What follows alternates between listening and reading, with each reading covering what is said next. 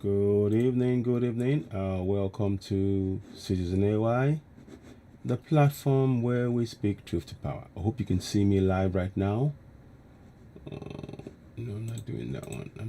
I'm just going via here. No, go live. That's it. We're just going to go live. So bear with me as we do that. Just hear us. I'm sure you will see us. Good. Good evening, good evening, good evening, and welcome to Citizen AY, the platform where we speak truth to power. Good evening to you all. I'm sharing this on several platforms tonight. Just wanted to touch base with you all. Um, good evening, and welcome. Welcome to Citizen AY, the platform where we speak truth to power. I know it's late. It's 10:30. But what we wanted to do was to just go through a few things with you all. Thank you all for the support that you've been giving us collectively. We do not, take anything for granted. We are always grateful for your support. I'm just trying to check. Yeah. Okay. Good evening and good evening. Now, what you see, I will be coming off shortly, but that's me swimming. That's me that you see swimming there. I'm still doing my training. I do a minimum of 2 to 3 days a week of over 100 laps. So that's what I'm trying to do, and I'm trying to promote this event. And I'd like from all indications, I should be able to stream some parts of this live, or at least a video from when I begin this swim. So I just wanted to just give you a few intro. That's me there. You can see that that's me swimming. Now let's bring my face into the picture, as it were. So here we go. Right. So you will see me come up now. Good evening, and how you all doing? Hello. Thank you for joining me. I appreciate you all. It is very much appreciated. Thank you for tuning into all our broadcasts on Odudua TV radio as well. And also, please don't forget, if you're watching us on if you're on YouTube, please don't forget to subscribe to us on YouTube. Good evening to you, Odua today. Always a regular. I appreciate you. Thank you very much. We want more people to join us on Citizen AY on YouTube. The reason is because we need to have the flexibility to be able to bring broadcast to you at short notice. Like I said, Odudua TV Radio, we do that mostly in Yoruba. Sometimes we will mix some English in it, and that's okay. We will do that. But this platform, the Citizen AY platform, is aimed at ensuring that it brings the Yorubas, the Biafrans, the Middle Beltans, the Niger Deltans, all of us who are in the South, the Lower Niger, if you like, bring us all together under one house where we can share information. And this is what Yoruba Citizen AY on YouTube. That's why it's very, very important that we have that up and running. So please, if you haven't subscribed and hit the notification button on Citizen AY on YouTube, please go and do so now. We do appreciate you all. Please give us the thumbs up every time you go onto YouTube, and once you join us on YouTube, please ensure you give us the thumbs up. It's very, very important. That way we can spread the message that we're trying to spread about, this important information. Now, before I go into a lot more detail, I'll just touch briefly on this on the swim. It's going to happen on the 22nd. You see, I've got the event date, and in fact, I'm broadcasting from right inside the event. Those of you on Facebook, you will see that the event is being broadcasted right inside in the event itself that's created on Facebook. We want people to join us live on there. We will give you as much updates on the day. We should be there. I'll start swimming from 2 o'clock, so I will be there by 1 o'clock, 1:30 latest. And where possible, if they let us have a just before the event, we will have, if they let us have have access to get things in, then you will definitely hear us and see us. So I just wanted to say that, and I appreciate you all for, of course, being part of this journey. This is something that I have done. I did a swim for Damilola Taylor. At that time, I did 100 laps. Now I'm going for 150 laps. So there's always trying to push yourself, above your limits, above your, your capabilities. See how far you can go. And of course, like I said, I'm self-taught. The swimming technique you see in there is something that is self-taught. I taught myself how to do that. And the doctors told me I had to swim backwards to help cope with the pain. And, I just thought to myself, right, that's it. Just do it. You need to do this. And that was how the technique you saw there is all my own. It's something I designed and, for myself. I had to look about, and keep in mind, I was 130 kilos when I first started doing this. I was 130 kilos. Now I'm down to about 97 kilos. So it's not bad. It's not boasting, but I'm saying it is doable. What I'm saying, it is doable, and I want you all to believe. And also, I want you to dispel this myth, the myth that black people can't swim. I want you to dispel it. Take it out of your mind. You can do anything you want to do, and you have the power. You guys don't even realize the power you possess within yourselves as Africans. So I'm telling you, those have been giving you this idea, oh, black people don't swim, we don't go near water. Lie, you can see it. It's in black and white before you. So you can dispel that right there, right then.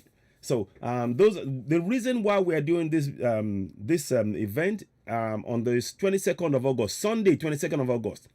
So it'll be 2 Sundays from now. So not this Sunday, the following Sunday, 2 to 4 p.m. The reason why we're trying to raise awareness about Yoruba Nation and the benefits of having a Yoruba Nation. And what we want to do is to be able to give the people who are going to be on ground, raising the level of awareness, the tools to be able to do that. Now, to do anything on ground, we need funds to be able to get people, to spread this information. Please don't forget, if you haven't signed the NINAS petition, I'm going to put it on the broadcast. So before I do anything else, I'm going to pin the NINAS NINAS form right now. We need as many of us as possible signing that. If you've signed it, thank you very much. Make sure your family and friends have signed it. If you signed it, thank you very much. Make sure your family and friends send it to them. Make sure they can get to sign it and share it as well. It's really, really important. So you'll be seeing it coming up on the screen. As I do this, you will see it come up now. So let's do this now. So here we go. Thank you very much. Okay, Patrick, thank you. I appreciate you. So I'm going to pin that. Sorry. Okay, let me pin that one. Beg your pardon. You will see it's anyway, it's here we are. Pin comment. So you can see that. Let me pin it again on let me pin it on Citizen AY itself. What we are trying to do is to make sure we raise the level of awareness. You see, once people now go for once they now demand for referendum, now we're now telling them the next step is to now tell them, right, you have the right to self-governance. And then we can begin to give them more information. And you have the right to protect yourself. You have the right to life. You are a human being and you have the right to protect that life. Please, those of you watching, as you're watching, I would urge you to please subscribe to us on YouTube now.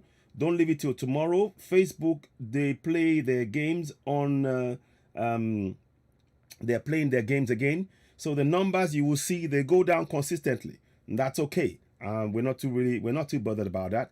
Yeah, thank you very much, Emmy. Good evening, my brother. And admin is on YouTube with us right now, and on Facebook as well. Thank you so much. We appreciate the work that you do behind the scenes, and being part of the media team as well for Yoruba Nation.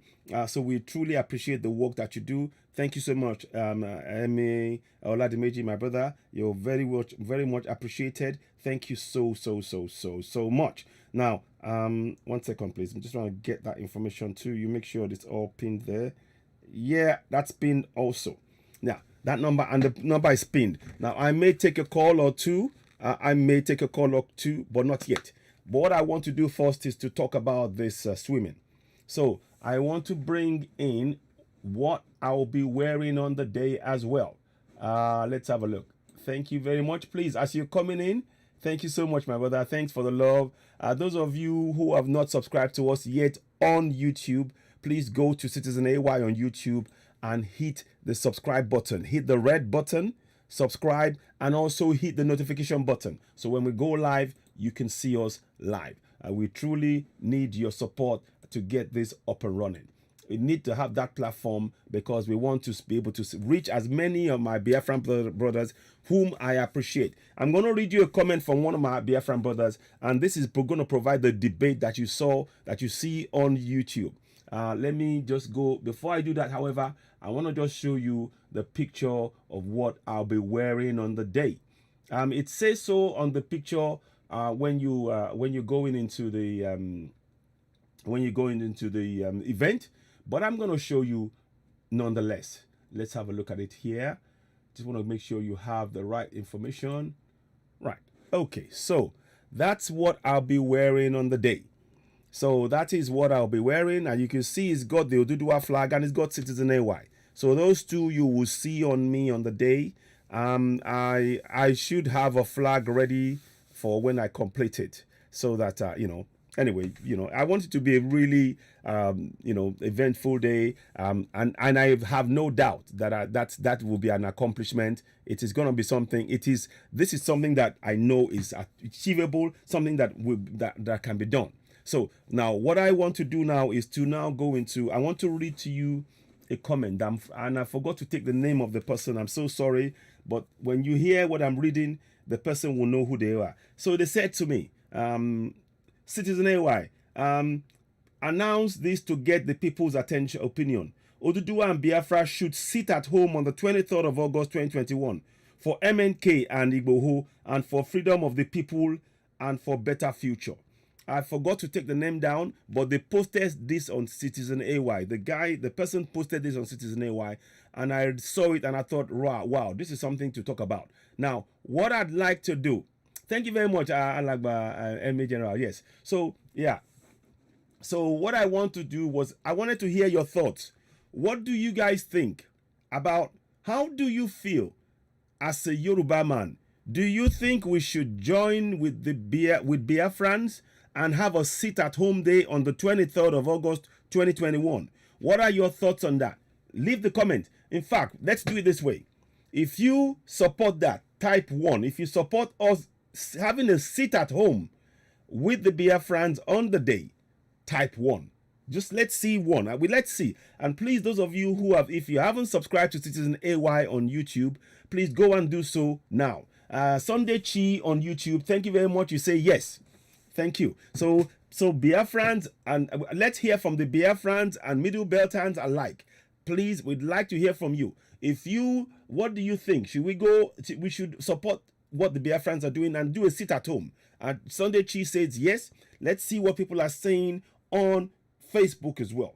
Please, again, don't forget what I'm saying to you all. It's really, really important. What we need you all to do, if you believe in what we're saying here, please, what you should do is, of course, share it. Type 1. If it resonates with you, just type 1. Type 1, and that gives us the strength of feeling about what we're doing. Yes, thank you very much. That's on YouTube. Please don't forget, those of you watching, if you haven't subscribed to Citizen AY on YouTube, please do so now. Particularly, we want my Biafran brothers, my Middle Belt brothers, my Niger Delta brothers, my Yoruba brothers. Please subscribe to us on YouTube, Citizen AY on YouTube, because the program will be done largely in English, and we want to get to as many people as possible. Oduduwa TV Radio is here to stay. It's a Yoruba platform, and the platform where those who cannot speak Yoruba will be making arrangements whereby we can mix the English a little bit, but it's essentially about Yoruba culture, Yoruba beliefs, Yoruba, our traditions, those kind of things. So that is not negotiable.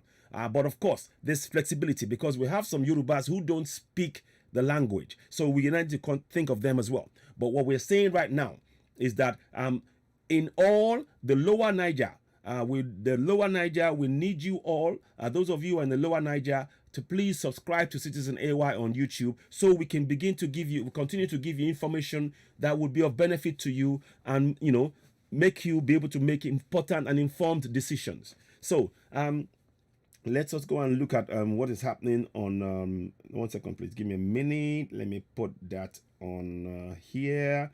So please, if you were watching, okay, that's Facebook. Okay, I'm gonna go and I want to do this YouTube.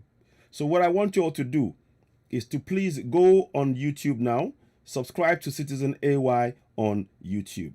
You will be doing this drive a great favor, so the question still remains, and we want to talk about a little bit more about it, and we need to now expatiate as to why that would be a good thing for us all to support. It's not even a question, to be honest. In my opinion, if you ask me, I would tell you straight away, it is not even a question. We must do it. We have to do it. We must do it. We must actually join in with the Biafrans and have a sit-at-home day. And I'll give you a couple of reasons why I think so. As it stands right now, what we see is that the contraption called Nigeria, under the guise of recruiting, under the guise of protecting the country, listen to this now. Here's why we should support sit at home.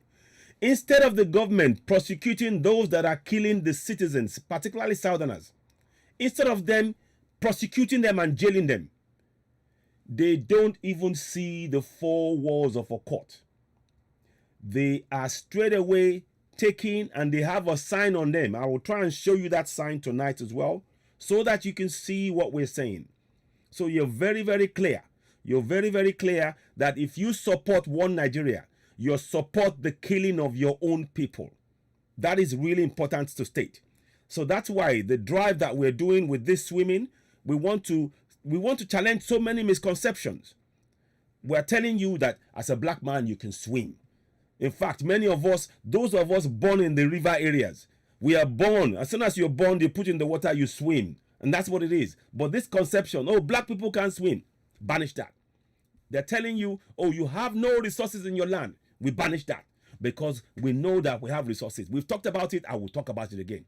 Now we're telling you that this government, while they're telling you, oh, they're protecting the people, the government are pardoning those who are killing the citizens. And they're welcoming them into the army. They're taking them into the army to do more killings. So you cannot, if you're a Southerner, and you believe and you continue to believe in one Nigeria, it is a ticking time bomb, not only for you, but for your generations to come. It is a ticking time bomb. Because the government that pardons those who are killing Nigerians without jailing them is sending out the wrong message. Let me say that again slowly. A government that pardons those who are killing the citizens of that contraption on a daily basis is not a government that is looking out for your interest. They are a government that is trying to wipe the Southerners off the face of the earth. In effect, if you are one Nigeria and you're a Southerner, you're sitting on a time bomb and it's time you wake up. Our job is to wake you up. We're not preaching here about, this and that, food, and we're not interested in that. We're interested in what we are interested in the survival of the lower Niger people. We are interested in the survival of the lower Niger people. That is our focus, and we need to continue to do this consistently. That is why this swimming is important. The swimming will provide us funds. If you can, when I do my 3,000, I'll be swimming 3,000 meters. That is 150 laps. The pool I will be in is a 20-meter pool, and when I do that, I'll be doing that 150 times, and I think I can do it within an hour and 15, an hour 20 to an hour and a half minutes, and 1 hour 30 minutes, something there or thereabout.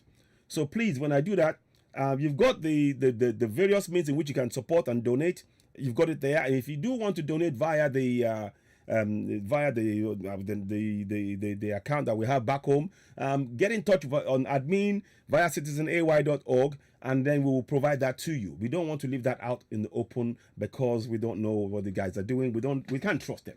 So, but what we are saying right now is for you all to make sure and ensure that you are all aware that this corruption, this fraudulent governance, when they tell you, oh, we believe in one Nigeria, the one Nigeria they are talking about, let's be very clear, in case you have misunderstood, in case you've been taken in by the hoodwink, the okie doke, the lies that they're telling you, the one Nigeria they're talking about is the one Nigeria that excludes Southerners. The one Nigeria that they're talking about is the one Nigeria that excludes Southerners. So now, so you've got that. Now let me do something as I'm talking to you. Please continue to hit the like button as you come in. When you come in into the YouTube, Citizen AY on YouTube, give us a thumbs up. Very important. Also, hit the notification button. We really do need that. And please tell friends and family about the platform Citizen AY on YouTube.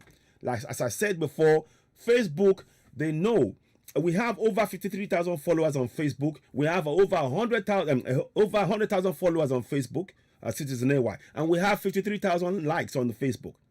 Now, what that should translate is that we should be able to have certain privileges, because I've seen those similar privileges on other platforms. They're given without question. We have been denied that on Citizen AY. We follow the rules. We don't post anything gory. We try to comply. We do everything that they say. But yet, it seems as though there is one rule for those who they want, and there are one for those who are speaking truth to power, like myself. And that is why. And also, they're depressing the numbers. You can see that we have about 98 people watching now. They're deliberately depressing the numbers on Facebook and all of that. And that's okay. But that is why we need to look at other alternatives. That's where you come in. Please go now. If you haven't subscribed to Citizen AY on YouTube, go and do so now. And give us the thumbs up. We need that thumbs up. Really, really important. Sunday Chi, Nigeria is not working again. I agree with you. Terry Mwalade Ekweto, thank you. Ademola Adedon, you said one. Who else is Dr. Emiolade Meji? The admin says very nice about the shots. So yeah, what are your comments about the shots?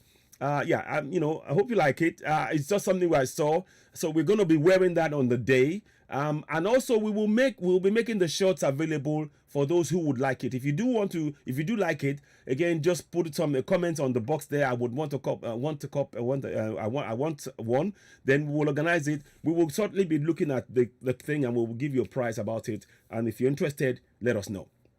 And of course, the same goes for this t-shirt as well. So we will have the t-shirt, the Citizen AY t-shirt, and that is for something, that's another thing again, because it's got it there. But that's a separate thing. The shorts are the most important thing. Right now, our focus is on the shorts and the swimming. And the symbolism, it's really important that we achieve this for Yoruba Nation.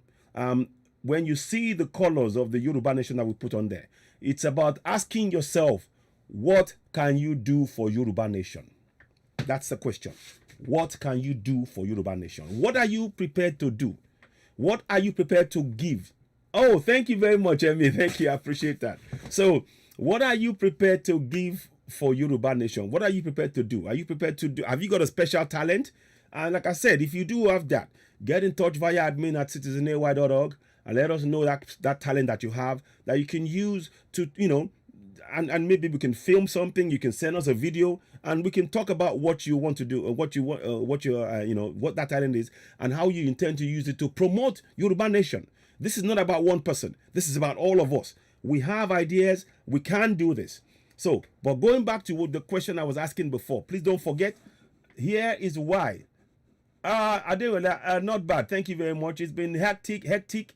A lot of work behind the scenes over and talking about Yoruba Nation and how to, and we're still working on the Abuja 12. We don't want to say too much. There are things that needs to be done on that front, but we cannot say too much at the minute. Let's just see how things are going. But what we do know is that we cannot be silent. For as long as they are in jail, it's proof why we must go for Yoruba Nation. For as long as those the Abuja Yoruba Nation Abuja 12 are in jail, prevented from getting health care. We know that Lady K needs medical attention. We know that Omiyale needs medical attention. We know that several others, because they've been beaten. What the DSS have been doing is been beating them up, and then leaving them for a few days to heal the wound and conceal it. All these things. But anyway, so but what we for as long as they have not done, they've done nothing wrong. Now let me try and get you this video. Please don't forget, subscribe to Citizen AY on YouTube. If you're watching us on Facebook, I would urge you to go to YouTube, subscribe. It is a big extremely important that you do so.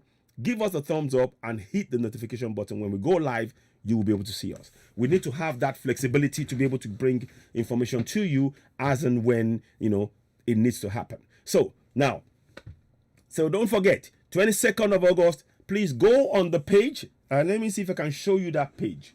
1 second. It's on Facebook. I will see if I can get it up and running on YouTube as well.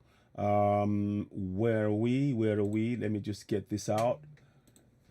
Give me a second, please. I want to show you a picture of people who they're waving a card. Please forgive us. We're not interested in forgiving those people who killed. That's not the question. The people, if someone is dead, what's the point of what use is whether you forgive them or not? They are killing people, and you're asking us to forgive them. Is the forgiving going to bring back the people they killed? It's just a simple question. So see, this is why we have to really be aware. I'm giving you clear instances why we need to go for Yoruba Nation. A government that is actively recruiting the very people who are killing us, actively recruiting them into governance. And I will show you a video later on as to one of the things they were saying. They were talking about education, that people, unemployment. That's another thing I would like to talk about in detail during this broadcast. But let's see if I can get you that video, the video. And I will talk about I'll be showing you a few more things anyway. But I want to just do this tonight. Let me see if I can find that video for you. Hopefully, just bear with me. There is a video there's a picture that I need you to see. If I can find it, I'm hoping I can. There are pictures I've got lots of pictures, and sometimes it's got a bit. There's a picture where you see the Fulanis actually holding a sign up saying we are sorry. You know, but we're not interested in sorry. Sorry is not going to bring back the life they've taken.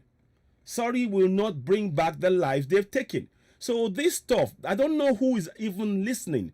I don't know who of these people are listening to this nonsense talk about, oh, they are sorry. How is that going to bring back the life they took? That's the question we should be asking. We're not interested in your sorriness. We don't care about your sorriness. Now, let me show you what I mean. Okay. Now, watch this. Here we go. I'll bring the other one back. I want you to look closely at that picture. Now, where are we before I carry on? Are you all seeing me? Can you see me there? You can see me all right? Yes. Okay. Now, let's do this. Now, I want to just... okay. So, now, I want you to look at that picture. And I'm going to try and go into the picture. Let me try and go in.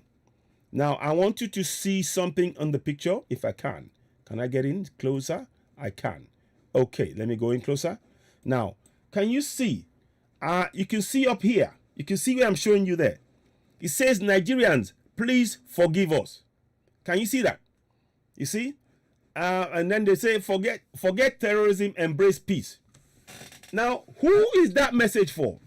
You know, listen to the words there. Listen, it says, forget terrorism, embrace peace. Who is that message for? And how will that message, are they the people who are holding that thing, who are holding the placards, do they understand the message in that placard? If they don't understand the message, then that is what it is, a trick.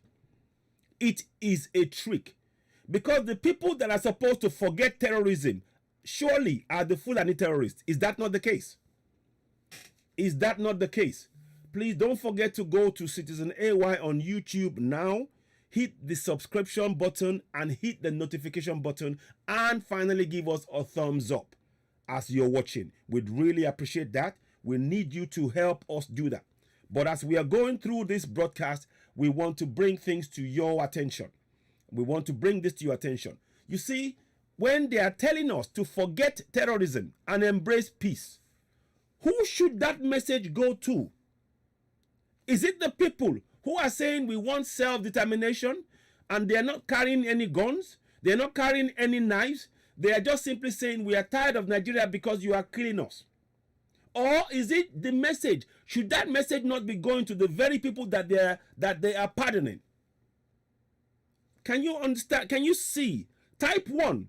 If you believe this message should go towards the Fulani terrorist. Type 1. Type 1.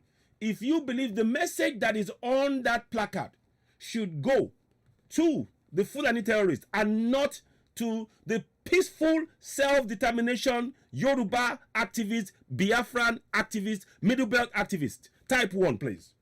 Let us see. Let us see. Because we need to be checking. Because this lie, we have been told a lie for too long, and we need to wake up from it. We're not interested in abusing anybody. Of what use would that do? I'm not interested in abuse. I speak up only about facts. And, we can bring the best of their brains in the, I'm not going to, bring the best of their brains and let's have a proper discussion. Do you believe that this message should be for the Fulani terrorists who are killing us? Type 1 if you believe so. Type 1. Let's see the ones, please. So I can see on Facebook, Ayodele Adeleye says 1. Oluwagbemileke Mora Anugba Adeola 1. Ayodele Adeleye 1. So please, let's see more of the ones, please. We need that. And those of you on Facebook, on YouTube, please do that, please.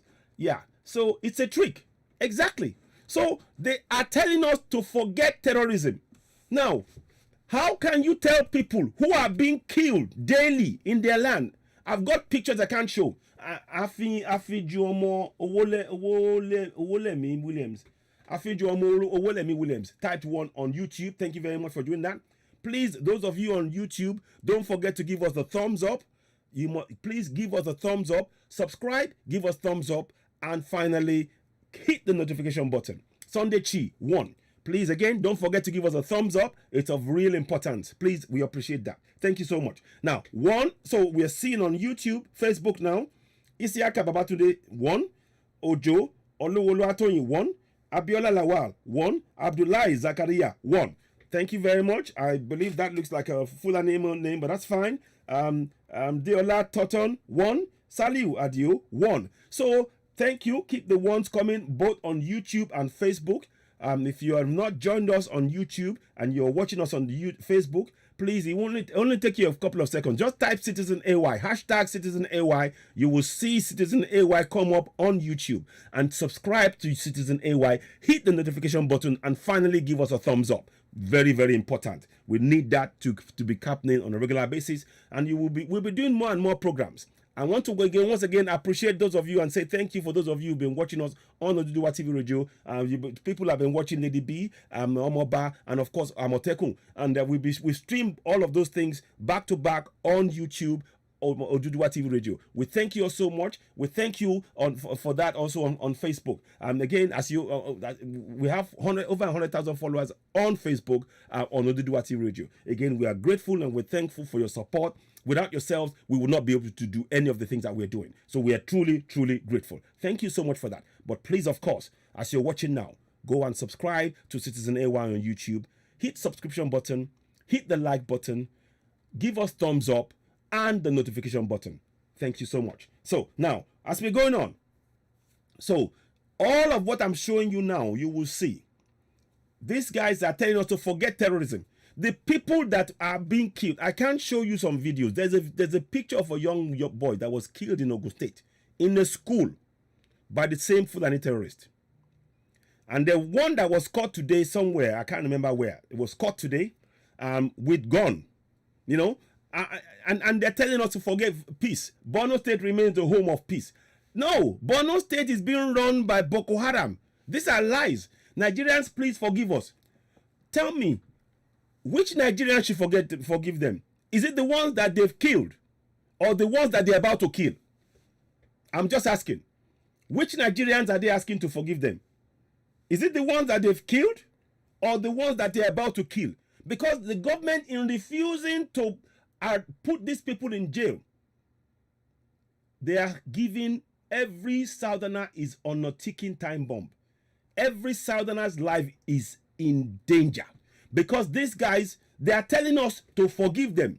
but they want to carry on with the killings. The government is funding them. The military has brought them in to continue the killing, while they are telling us, oh, that we should all embrace peace. This is a lie. This is a lie. That is one of the reasons why I'm telling you all. This is a clear evidence why we must support sit at home with Biafrans. Now it needs to be have more discussions, but I wanted to please, if you're a Yoruba man, a Biafran, and what do you think of this suggestion that we Yoruba should also do sit at home on the 23rd of August with Biafrans? What is your take on this? Type 1 if you believe we should do so. Type 1. I don't need to ask the other one. We keep it simple. Type 1. Because we want as many. These are evidences that I'll be putting forward to where we're going to have further discussions. So if people say, on what basis are you saying we should support or we should do that? I'll just say, go on Citizen A1 on the platform, have a look at what people have said. If you see the ones are in support of Yoruba nation joining hands with Biafra and the Middle Belt also in sit at home. That is what we need to do. That is all I'm asking. So type the 1. The more you type the 1, the more valid you make this call for Yoruba nation, Biafra nation, Middle Belt. It is of extreme, extreme, extreme importance. It is of extreme, extreme, extreme importance. So let's see the ones. The more ones you put down, the better. On both platforms, both on Facebook and on YouTube. So please do so. It is of extreme, extreme, extreme importance. I, for one, think that that's the best way. Because you see, what is going on is this. The government do not want us, they want us to believe in one Nigeria. At the very same time in which they are giving these guys, they are pardoning people to kill us. Now I don't like to just say the words alone and without giving you evidence. Now let's go and give you some more evidence to back up what I'm saying. Let me just type this in so you will see it come up in a minute. You will see where the army are pardoning. They are pardoning Fulani terrorists on a daily basis. I think last month they pardoned over 1,000. And they've not faced jail. But yet the people who are clamoring for their self-determination are languishing in jail. And they are being injured. Now, which one of these is carrying any injury? Look at the people who are there. Are they injured anywhere? Are they injured? But the people who are clamoring for self-determination are being beaten up in jail. Is that the one Nigeria you want to be part of? I'm just asking a simple question. Is that the one Nigeria you want to be part of? Look at these people that they say, oh, please forgive us. There is not a hair wrong. There's nothing. They've not been injured in any way, shape, or form. But the people who are clamoring, who are saying we have the right to self-determination, the government beats them up, puts them in a dungeon. These guys, they've killed people. They have not seen the four walls of a jail. Let me show you what I mean. Let me show you. In fact, it's good to do compare and contrast. Now, let's go and do this now. 1 second. Before I go ahead, I want to just get you the picture where the military are telling you we pardon them. Because I want you to read this yourself. I don't want you to take my word for it alone. I want you to think about this and understand that what we are faced with is a trick. It is a trick that we must all wake up from. And we have to wake up fast. And that is why we are saying every single person in the South, for all of us in the lower Niger, our job is to raise the level of awareness. We have the numbers. Make no mistake about that. The Fulanis know that we have the numbers. What they're trying to do is to make us believe that we are not as many as we know that as we ought to know we are. They want us to believe that they are everywhere, when in fact we are the ones who are more in number. In fact, as much as 5 to 10 times their number. But they want us to believe that they are all over the place. This is about psychology. It is time we woke up and break that up. That's what we're trying to do. And we're not. It's about making people aware that in your area, there is more of you than there is of them. They are guests in our land. These are facts. In 1804, Uthman Danfodio they were guests in the land before they ran it over under the guise of Islam to take over the Hausa land. That's what they've done, and they're trying to take the rest now. 200 years down the line, it's time for us to wake up. This is not about tribalism. I'm telling us the facts, and we need to understand those facts and be able to take action based on those facts. And the quicker we know, wake up and realize what is being done to us, we still have time now to rescue ourselves. Please, another thing I want you to recognize urgently. If you're a Middle Belt man, if you're a Biafran, if you're a Yoruba man, nobody in the West, I said it yesterday, I'm saying it again, nobody in the West will save you. There is no savior coming from up on high. Muhammad, Jesus Christ, the church, the Vatican, Mecca, Jerusalem, they can't save you. Understand? They can't save you. They are only going to leave you open to be easily run over by these Fulani terrorists if you let them. What you need to do now is to wake your people up, make them aware that you have the numbers to resist the killing. None of us are going into the north. How many of us, in what we've been saying here, have we at any point talked about we are going to get a group of people and go to the north and take it over? We're not saying that at all. Let's be very, very clear, because they will say to us, oh, we are the aggressor, we are trying to kill people. That's what they keep trying to say. But I'm telling you, let me just read you this. I want to show you a picture. Let's see if I can find this now. I want to find you a picture where, you see, Plateau Massacre. Buhari orders military to kill weapon holders. I mean, this is a joke, isn't it?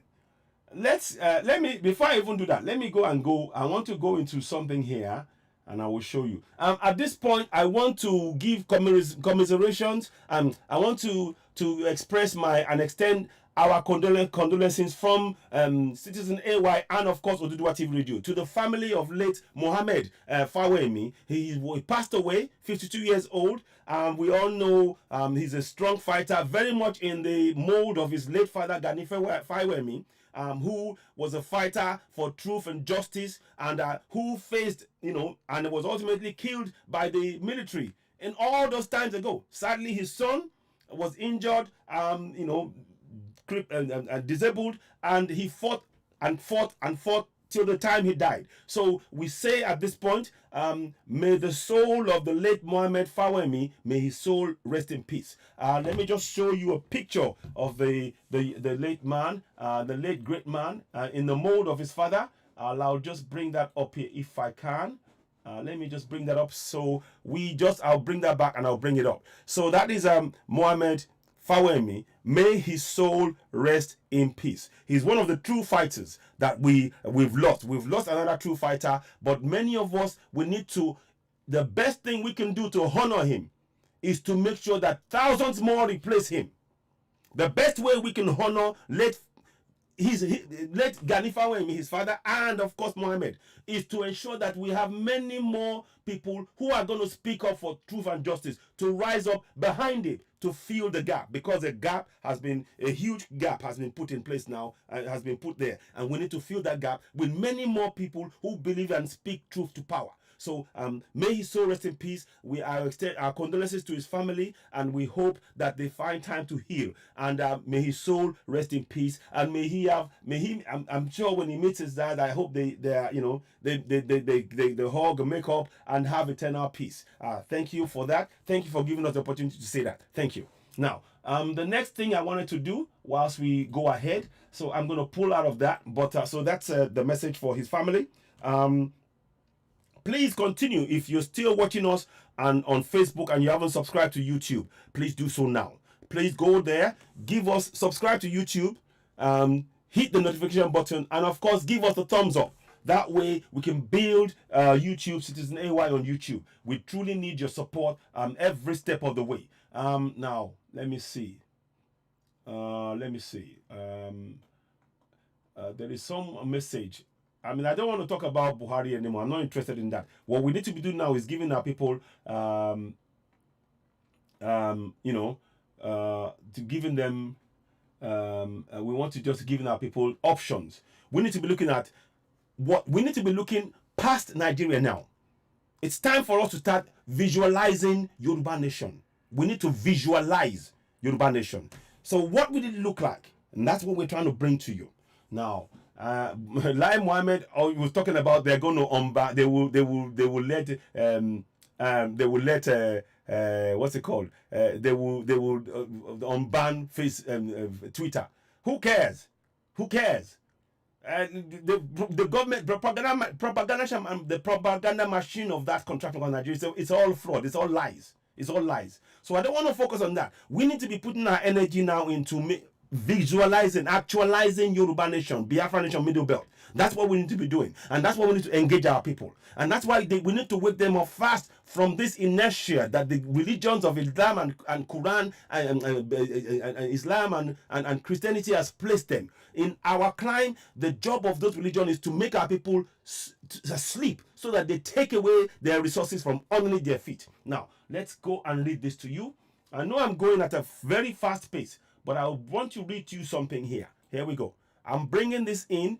Forgive me if it looks like I'm going fast, but I want to, there's so much to pack in, but I hope this makes sense. Now, look at this now. It says here, Nigerian High Commissioner has said that all will receive processed surrender terrorists before handing them over to relevant government agencies. Can you see that? So let me read that again. 45 more surrender in Borno. 45 more terrorists. The Nigerian Army High Command has said it will receive and process surrender terrorists before handing them over to relevant government agencies. A spokesman, Brigadier General Onyema Nwachukwu, said that this on the backdrop of the reports that it rehabilitated and set free 2 terrorists and bomb experts. Listen, look at that. Look at that. They set free 2 terrorists and bomb experts. Our attention has been drawn to a publication by some online news media release in which the authors deliberately misrepresented the fact that contained in the report and twisted to suit whatever purpose they seek to achieve. While the Nigerian Army does not want to be distracted from its main focus of dealing decisively with threats against the peace-loving Nigerians, it has become necessary to put issues in the right perspective. It is a fact that in recent past, over 1,000 members of Boko Haram and their families surrendered to the troops due to the intense pressure from troops and sustained offensive. Among those were key leaders of the terrorist group who have renounced their membership and turned themselves in, he said. According to him, the army, being a professional military organization, will continue to act in accordance with the diktats of the Nigerian constitution as well as international best practice. As such, it is absolutely wrong to say the Nigerian army will free repentant terrorists. It was therefore appealed. It therefore appealed to the public to disregard the deliberate distortion of facts by this online media to continue to support Nigerian army to rid the country of terrorism and forms of insecurity, he added. Now, meanwhile, no fewer than 45 Boko Haram and Islamic State West African province ISWAP terrorists have again surrendered to troops of Operation Hiding Kai, OPK, in the northwest. The terrorists renounced their membership of the 2 terror groups on Monday, and in Konduga local government of Borno State, a military intelligence source disclosed yesterday in Maiduguri. The repentant terrorists renounced their membership yesterday in Konduga. The headquarters of Konduga Local Council thereafter turned themselves in to the Battalion Commander Troops, OPHK. These former members of terror groups, however, did not surrender themselves together with their rifles and ammunition. Now, the reason I'm reading this, so, look, this is, see, that's the military. Now, I want to ask you a simple question. This is not complicated. What is the job of a military? Is it not to protect the people? Type 1 if you agree that the job of the military is to protect the nation. Type 1 if you agree. Then I'll carry on. Let me wait.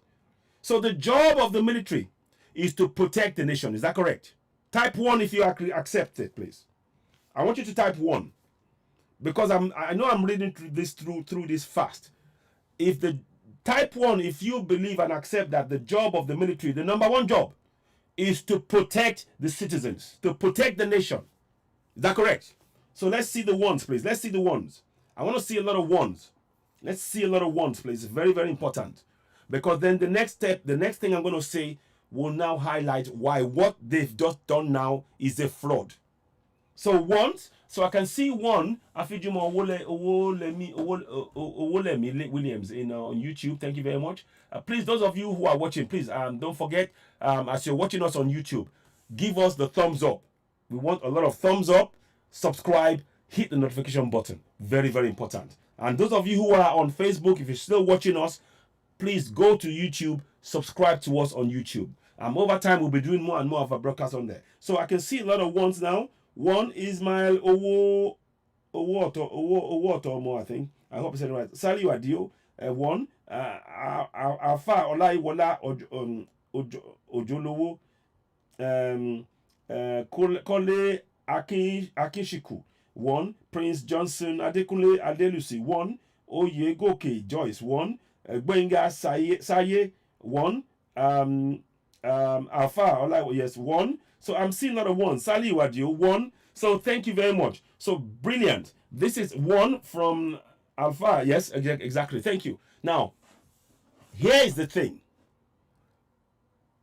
Now that we've all agreed that the job of the military is to protect the citizens, why are they involved in releasing the terrorists that they removed? Shouldn't they hand them to be tried? They shouldn't be making any statements. They should not be making any statements about, oh, they've given up, they've turned themselves in. That's not their job. Their job is to secure they should not.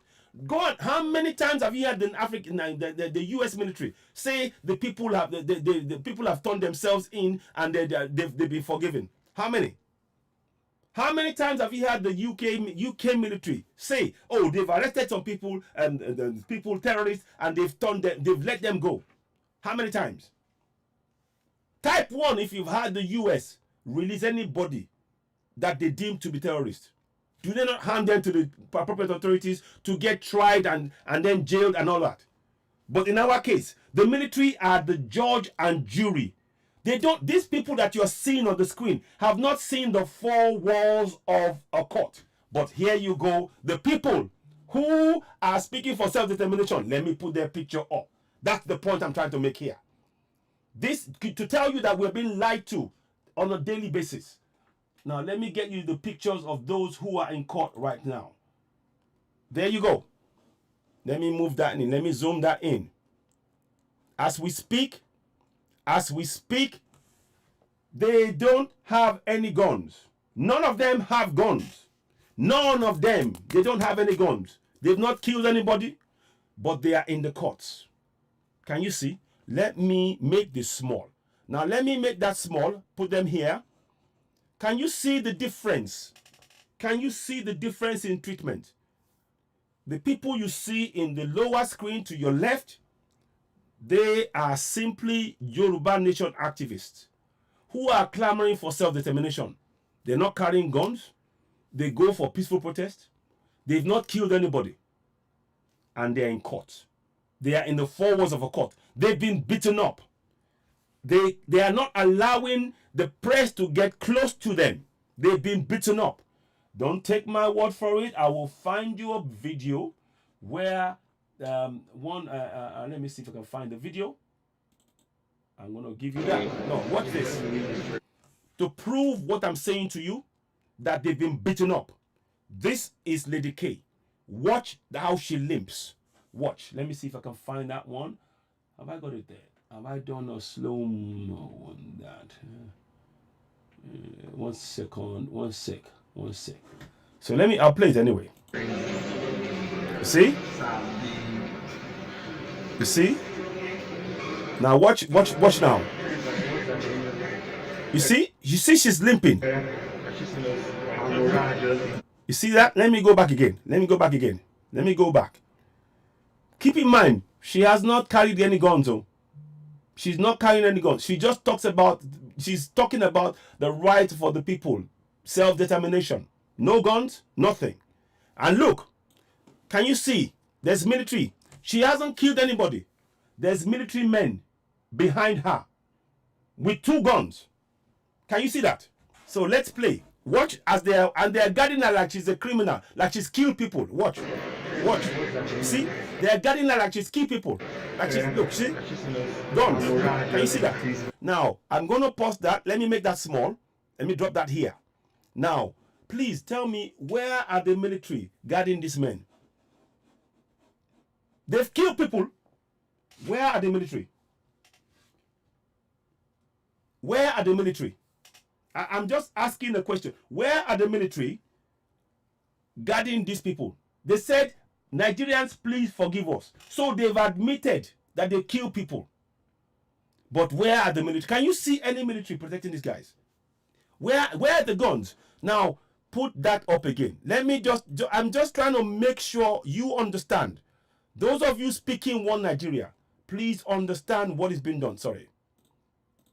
Oh, God, sorry about that. I don't know what's happened now. Oh, sorry. I've gone too far. Here we go. That's it. Now, I want you to just look at that. These men, they're saying, oh, forget terrorism, embrace peace. That message should be for them. It should be for them. They should be in the courts. They should be in the court, inside the courtroom. But they're out in the open with no military around them. Can you see the absurdity of One Nigeria? Now, let me play you the video of Lady K.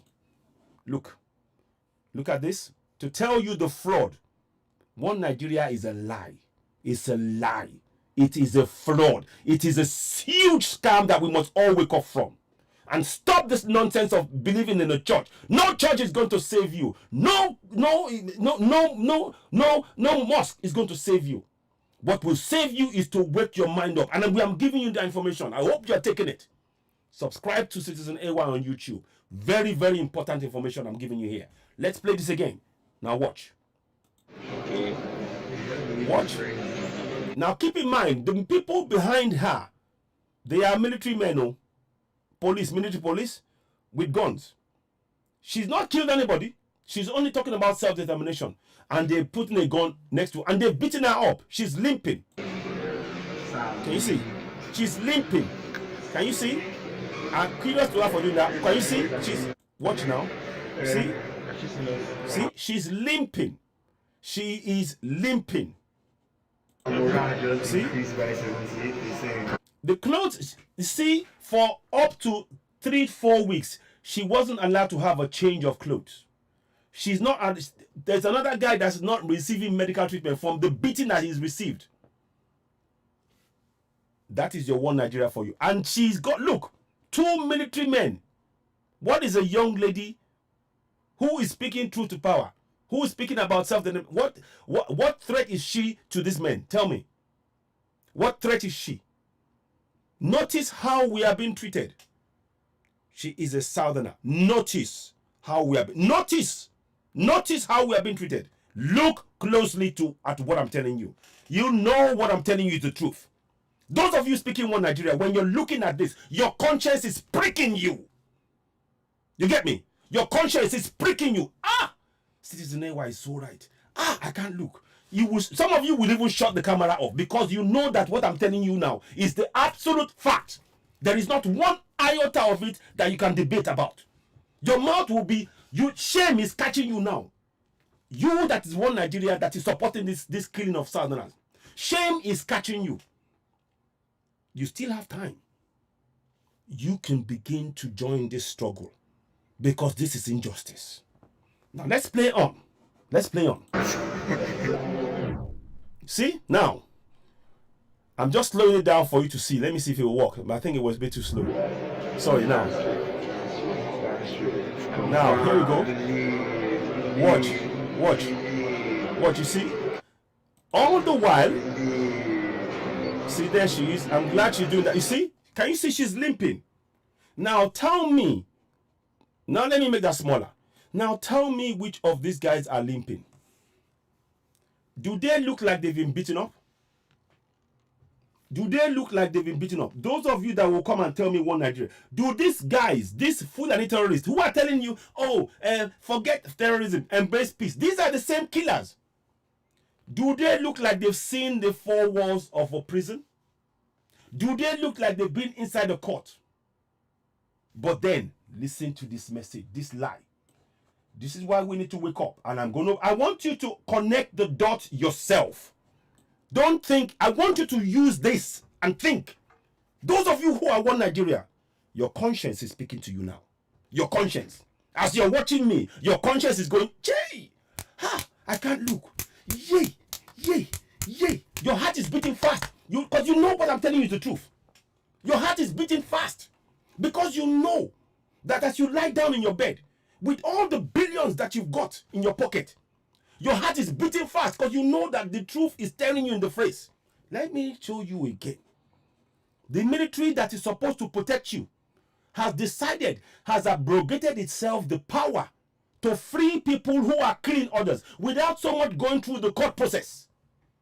And you tell me there's One Nigeria. Now let's go and read what they said. Now, it says here, they say it in their own words. It says, it is a fact that in recent past, over 1,000 members of Boko Haram and their families surrendered to the troops due to the intense pressure of troop-sustained offensive. Among those were key leaders of the terrorist groups who have renounced their membership and turned themselves in, he said. According to him, the army, being a professional organization, will continue to act in accordance with the dictates of the Nigerian constitution. That's a lie. Your job then, if that was it, you have no business deciding to free them or rehabilitate them. That's not your job. They need to go through the courts. Can you see that again? Look at that thing. When you hear Nigerian constitution, I've told you what, let me bring it out again. In case you've forgotten. See, my job is to remind you. Let's go.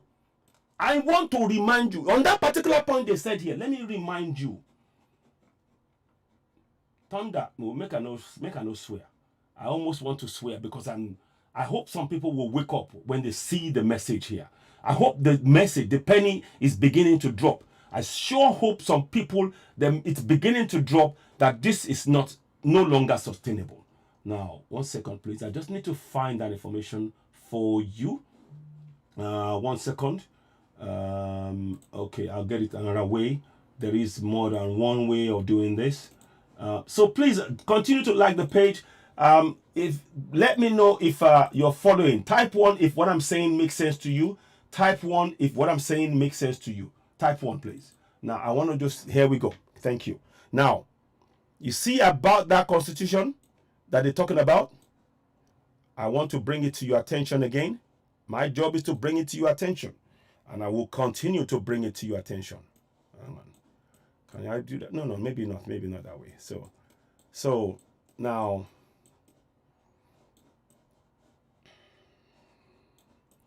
can you see that? Let me see. Maybe you can. Now, okay. I'm going to go to the top of the page. Look at the top of the page as I look at it. I've brought it down. I've made it larger.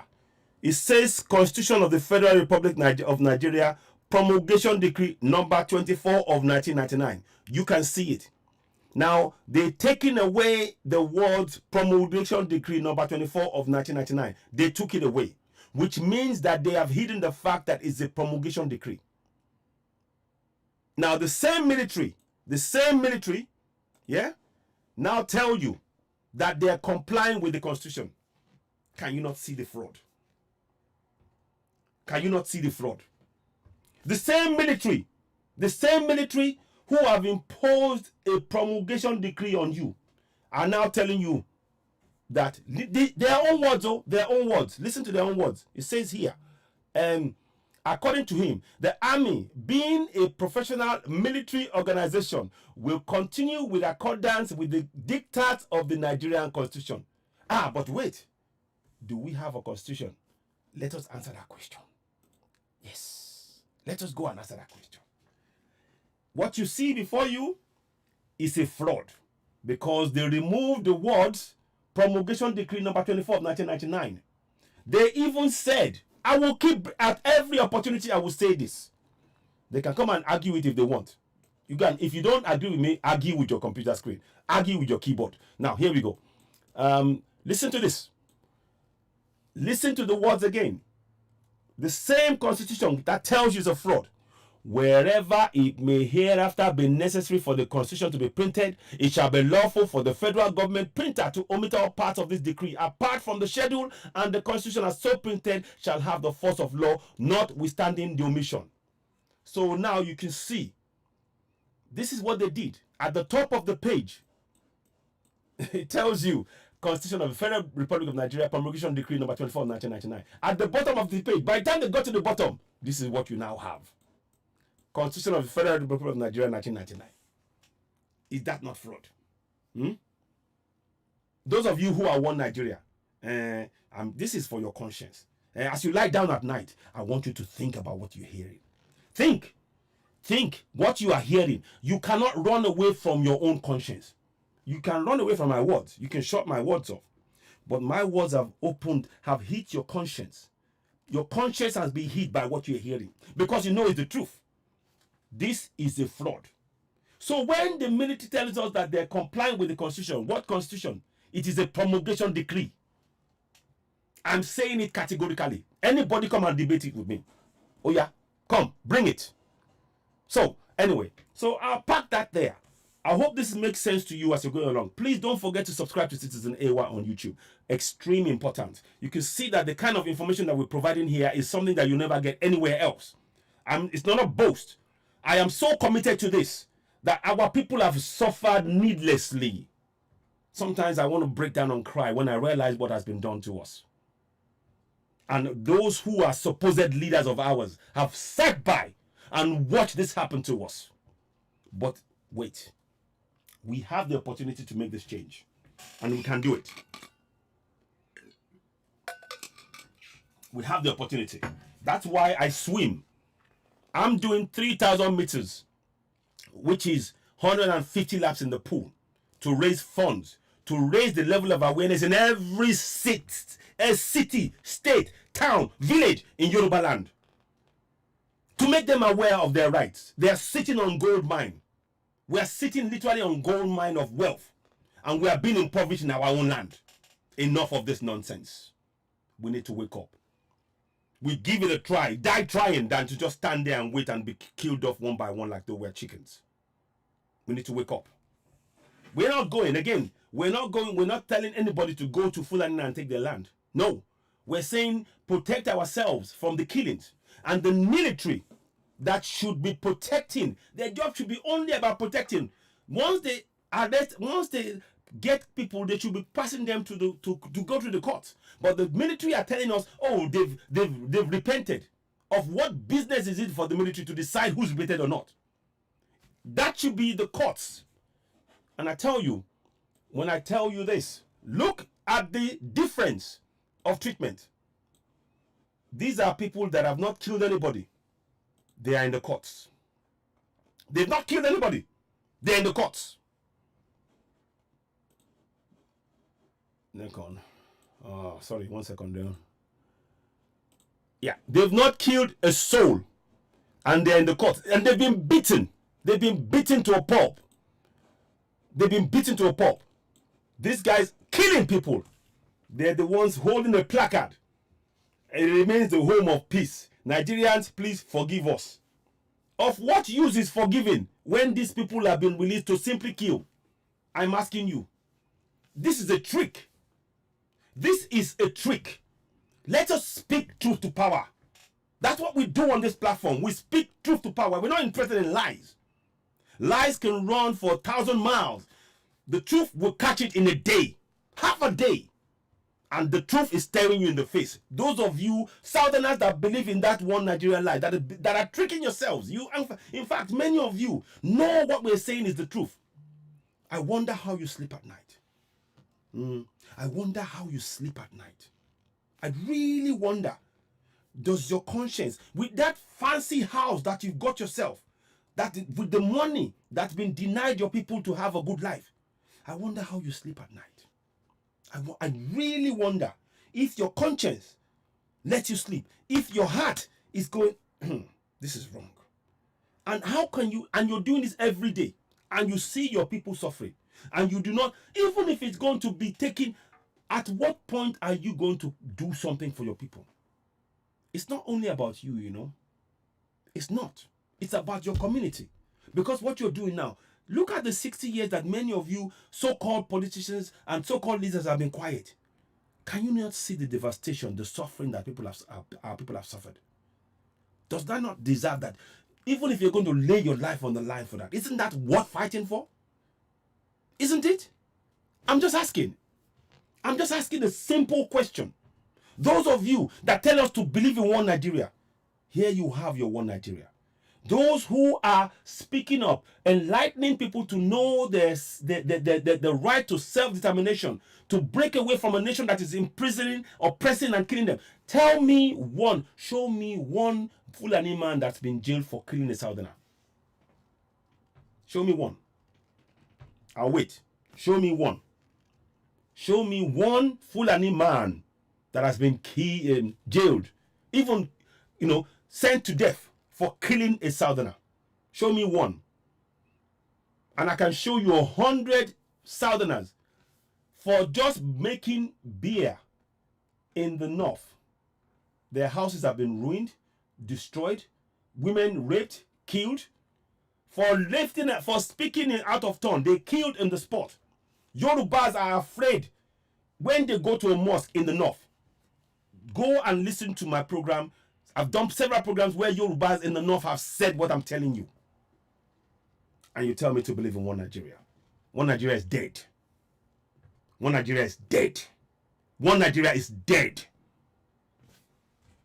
Now, I am showing you this picture and I want to keep it on this. The people who are killing Southerners every day, look at them. There's no guns around them. They've been pardoned. They've not seen the four walls of a prison or court or jail. They've not faced death penalty. The people who are speaking truth to power, who are agitating, who are saying we want activists, who are saying we want, because of the killings carried out by these people, we want to go for Yoruba nation. They are the ones who are seeing the four walls of a court. They are the ones who are being beaten up in jail. They are the ones who are being threatened with being killed. What about the people that are giving this, who are giving these people, pardoning these people? Shouldn't they face treason? The people who are pardoning the killers should be the ones facing treason, shouldn't they? But they're the ones who are in government. What they're doing is treason. By letting go those who are killing us and who have admitted, Nigerians, please forgive us, is an admission that you kill people. That is a clear admission that you've killed. That's the evidence right there. But they are being pardoned by those in government. That is treason. That is treason right there. But of course, those who commit the treason, they are the ones with the power. So who's going to take them to court? Who's going to make them pay for their crimes? No one. That's why one Nigeria can never work. That is why one Nigeria can never work. I'm not interested in calling them names. I'm just stating facts. Calling them names is a waste of my time. I'm not interested. I just want you to know the facts and use those facts to take the necessary step that we must take. That is why awareness of what is being done to us is so important. That is why I do programs like I'm doing now.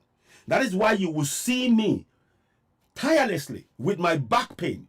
I tell you, there are days where I can't get out of bed. But you know what keeps me going? The knowledge that my people have been denied so much of the riches that rightly belongs to them by the people who are guests in our land. And millions, not millions, many so-called leaders have been silent. What their own people, wallow in impoverishment created by this fraudulent governance.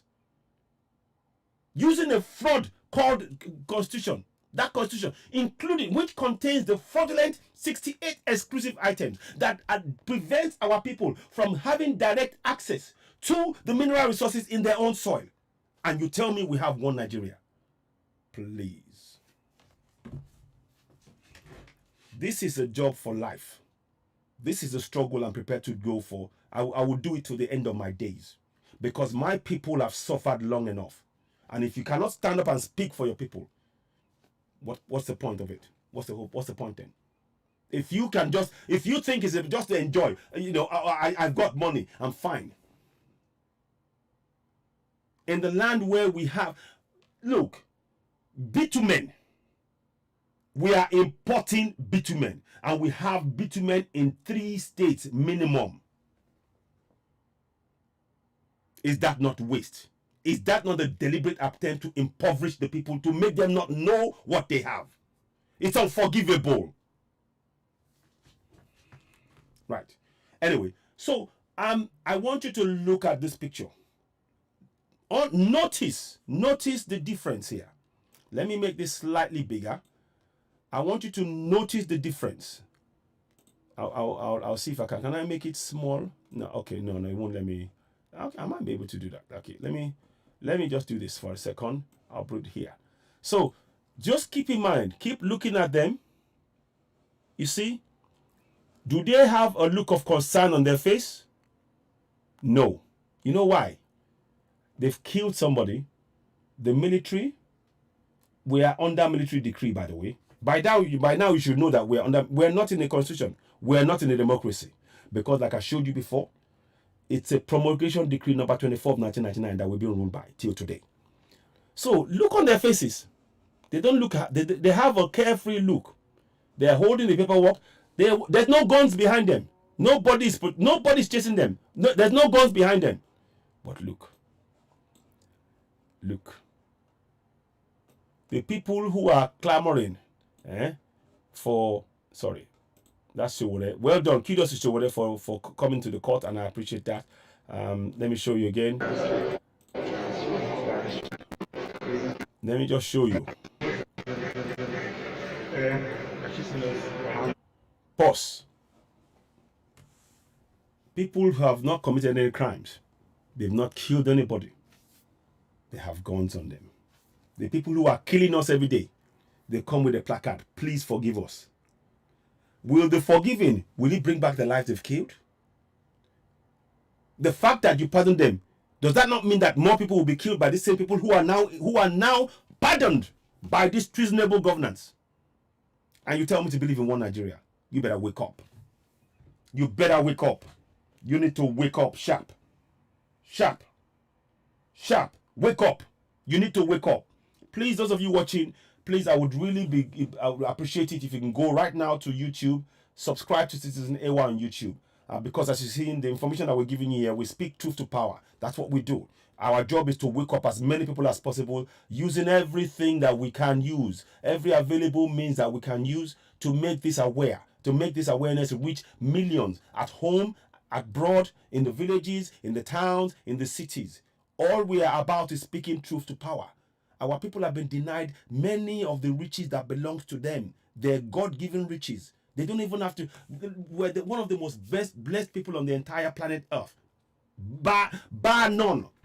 Bar none. Bar none. N-O-N-E. Bar none. I say that categorically. Those who are telling you that you're poor, they are feeding you with lies. I heard one of the ministers saying, we're trying to do this, the way of the world now, to teach them about something to do with social, I don't know what, some sort of stuff to do with some sort of new technology and all that. That's all well and good. But you use what you have to get what you want. Let me say it again. You use what you have to get what you want. What do I mean? We got no roads, no schools, no bridges, no water, no light. And we have the amenities, we have the resources to provide all of those things, and we are being denied it. We are being denied it. I noticed that Shell was paying something like 45 billion naira or something. That money is going to be swallowed up by the crooks again. The people of the Ogboni land will not get that money. That is why we need to break away, dismantle Contract for Nigeria. Let the Fulanis keep the name Nigeria in the north. We have no business touching anything on Fulani land. We don't want their land. Let them keep it there. All we want is our land for our people to benefit from the resources for the first time ever. Enough of this nonsense. And we will continue. When we speak truth to power, they cannot stand. No bullet can kill truth. No bullet can silence the truth. No bullet. There is no bullet that can silence the truth. Yes, you can take bones and bodies, but you cannot silence the truth. And every time it will be eating at your conscience every day. Every day. And just before you leave this earth, it will hit you. And there is no second chance once that happens. No second chance. Now, so I'm playing that here, and I want you to just keep studying. Look at their faces. They don't look concerned. Look at the faces in the court. Let me zoom in. In fact, let me blow that up. Look at that. You see? Look at the guy here. He's injured. These two, they are being prevented from having medical help. They are being prevented from getting medical help. I'm not, I'm just stating what's happened here. I don't want to, I'm just stating that, I'm not cursing anybody. We're speaking truth. That's all. The case is ongoing, but I'm just telling you, just look at how they are being treated in comparison to how those who have killed, they have actually killed people, and they have a sign up telling you, Nigerians, please forgive us. So what crime have they committed that they should be seeing this inside of the four walls of a court or in the jail, in the dungeon? What crime have we committed in the South? And these people, they've clearly killed people. That's a crime that many of them should already be facing death penalty. But they're not. That is why One Nigeria it's a pipe dream. It's a pipe dream. It is a pipe dream. It's not about hate. I'm telling you the truth. Those who are in power, I can stand and talk to them about this. And they will not be able to look me in the eye. Because they know that every single word I am saying here is the truth. Every single word. They will try and say, we have the numbers. Look, in the desert area, you don't have the numbers. The desert is a desert for a reason. A desert does not have water. Forest area has water. Where you have forest, you have people. It is as simple as that. So your idea that there's 170 of you in the desert is a lie. It's a big fat lie. Zero. It is. So so what do? They come up with this lie. Oh, I'm a holy person. I'm an allergy. And all that the cover of that allergy or whatever religion they choose. They are killing and taking your land. It's time to wake up. It really is. It is time for us to wake up. There is so much more. There is so much more that we can do in our land with our resources. We've been denied access. Mining is in the 68 exclusive items that is now taking central. So the jobs that could have been created in Ondo State, with where you have the gold, the bitumen, the gas, bitumen, the second largest bitumen reserves in the entire world. The entire road in that contract in Nigeria should be smooth. No excuses. And we will have enough bitumen to export to the rest of the world. But no. They are telling you, oh, hey, we're in government. And they're impoverishing your people. And you're standing there and you're smiling. Don't you feel sad? How do you sleep at night? Eh? How do you sleep at night? How? I'm just asking, how do you, those of you who know what I'm saying, and many of them know, how do you sleep at night? How? I'd like to know. Doesn't your conscience bother you? That this is happening to your people and you do nothing? Thomas Sankara gave his life. Everywhere you go, they talk about him, they do shows, his name. They thought they wiped his name off. Thomas Sankara's name is alive, strong today. Because he made Ouagadougou. Is it Ouagadougou? No, Upper Volta, land of the upper man. Yes. What's it called? Sorry, what's the name of the place? Remind me. Have I got the paperwork here? What's the name of the place? The place. It's not Mali. It's the other place. It'll come back to me anyway. Let me just do something quickly. Whilst I'm doing this, let me just do this. One question. Sometimes I've got a lot of information. I'm just trying to tell you. Those of you who are Thomas Sankara, okay, let me just get that ready now. It'll come back to me. I'm just trying to, okay. So it'll come up. Okay. Burkina Faso, sorry, yes. Burkina Faso. That's it. So Thomas Sankara of the Burkina Faso, he changed the name of the place. They called it Upper Volta. He knew that Compaoré was going to betray him. But for his people, he stood up. What do you want to be remembered by? You that's one Nigeria. What do you want to be remembered by? There's nobody born on earth that will not die one day. Nobody. Nobody lives forever. But the legacy you leave behind, it lives forever. Thomas Sankara. The French know what they did because they got Compaoré to kill him. They cut his body up. But the star of Thomas Sankara is alive. Is in the minds of millions. They thought they could kill him. No, he's alive. He's an ideal that others are following even as I speak. Books have been written about him. Plays. Discussions. Endless. So when they thought they could silence this man, they just gave him more room. His ideal is alive and kicking. And it will reach fruition. Don't you get it? Africa is rich beyond compare. 33% of the land, of the earth's fertile land is in Africa. But yet you are so blind. You're blinded by these nonsense religions. And you starve and treat your people because of an illusion. There is no amount of paper they can print that will match the value of the resources in your land. Let me say that to you again slowly. There is no amount of paper they can print that will match the amount of resources in your own land. You get it? Anyway, let's put that to one side. But going back to where I am. So, I just wanted to so Thomas Sankara, it's a bit of, so I'm just trying to bring this together, you know. Okay, Jeff, I'll type it to you now. The number is here, 44. I might not take calls tonight because I'm very, very late. But I'm going to put it up here. So I'll put it up there for you so you can... I might take calls, I may not take calls. It's just that I've got, there's a lot that I want to go through tonight. And I want you to show you something.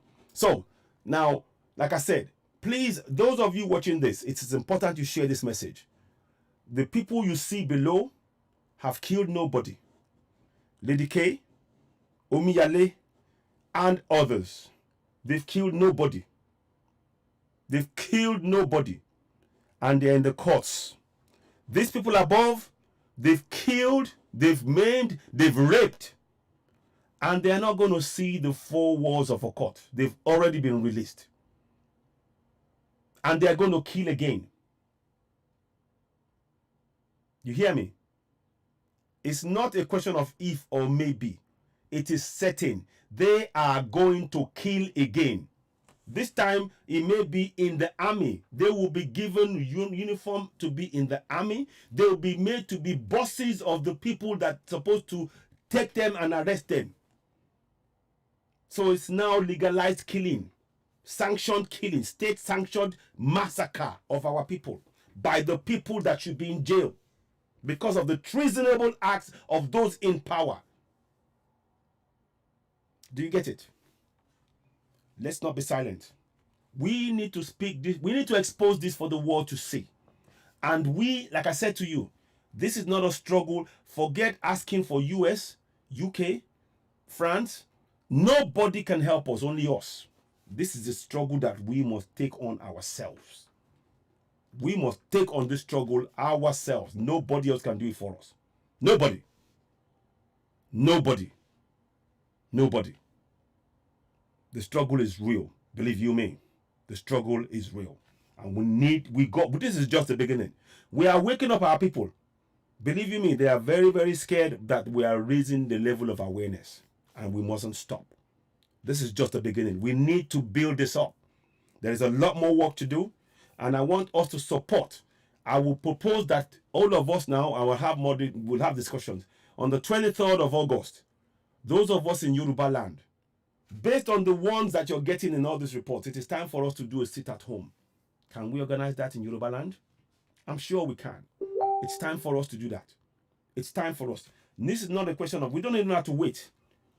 Our people are being killed. I've just given you clear evidence. The people that are killing us, They are being freed. The people who are speaking up against the killings are being jailed. Let me say that slowly. The people that are killing us are being freed. These ones above. The people that are speaking against the killings and oppression are being jailed. Can you see?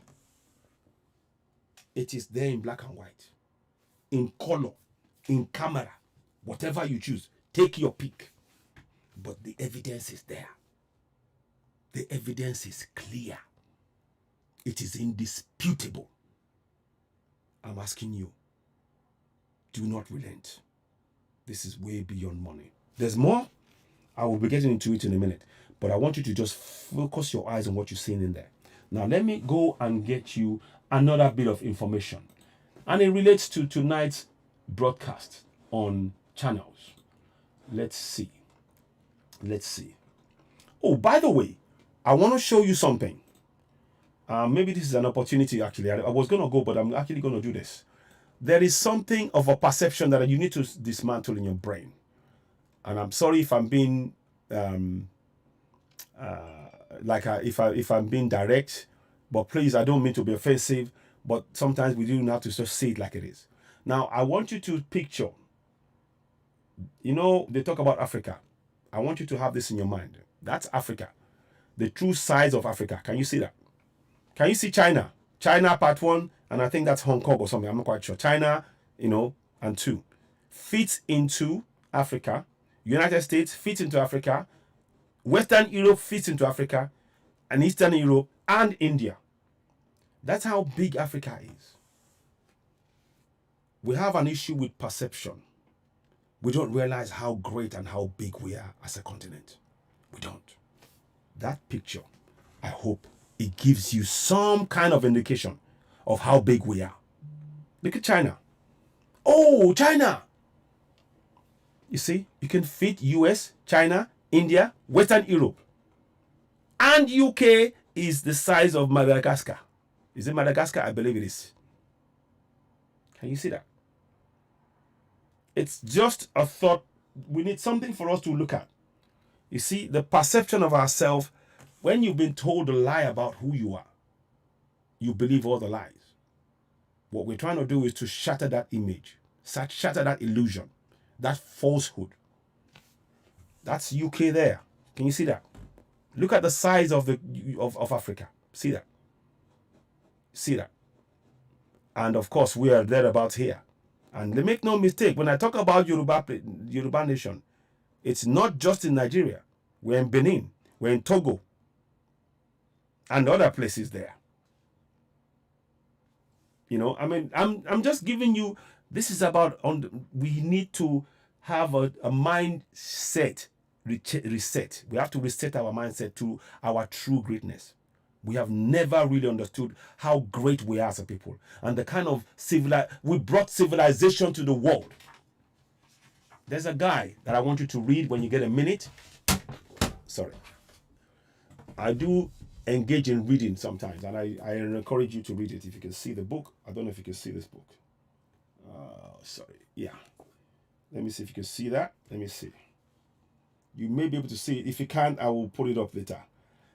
Civilization of Barbarism. Sheikh Anta Diop. Sheikh Anta Diop. I'll see if you can see it. It's a great book. If you can't see it, I will, I'll do that. Sheikh Anta Diop is his name. If you want to relearn, look, your idea of who you are is very, very different. But let's put that to one side. I just wanted to just show that as a side issue. So look at that picture. Have it in your mind. China, you can fit China, US, India, Europe into Africa. That's how big Africa is. And Africa has only 1.3 billion, maybe approaching 1.3 billion. In the size of Africa, we have 1.3 billion people in it. China, on the other hand, look at the size of China. It has the same 1.3 billion people in it, meaning that you can fit the people in China into Africa 3 times.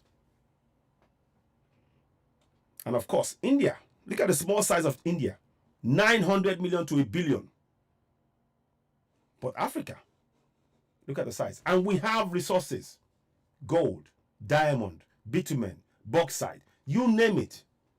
We are blessed beyond compare. It's not a boast, it's a fact. It's not a boast, it's a fact. Now, I'll put that, let me pull away from that now, because I want to now go and do something. Because there was something they did today, and I will then bring in those things in terms of, they say that the unemployment has gone up, and those kind of things. And Channels was talking about it, and I felt it was a point at which we should say something about that. Let me see. Is that it? Yeah, okay. I don't know, I've sent it to you. Let me see. Is that it? No. Sorry, not that one. Not that one. Beg your pardon. It was a bit too. Now let's find this one for you today, if I can find it.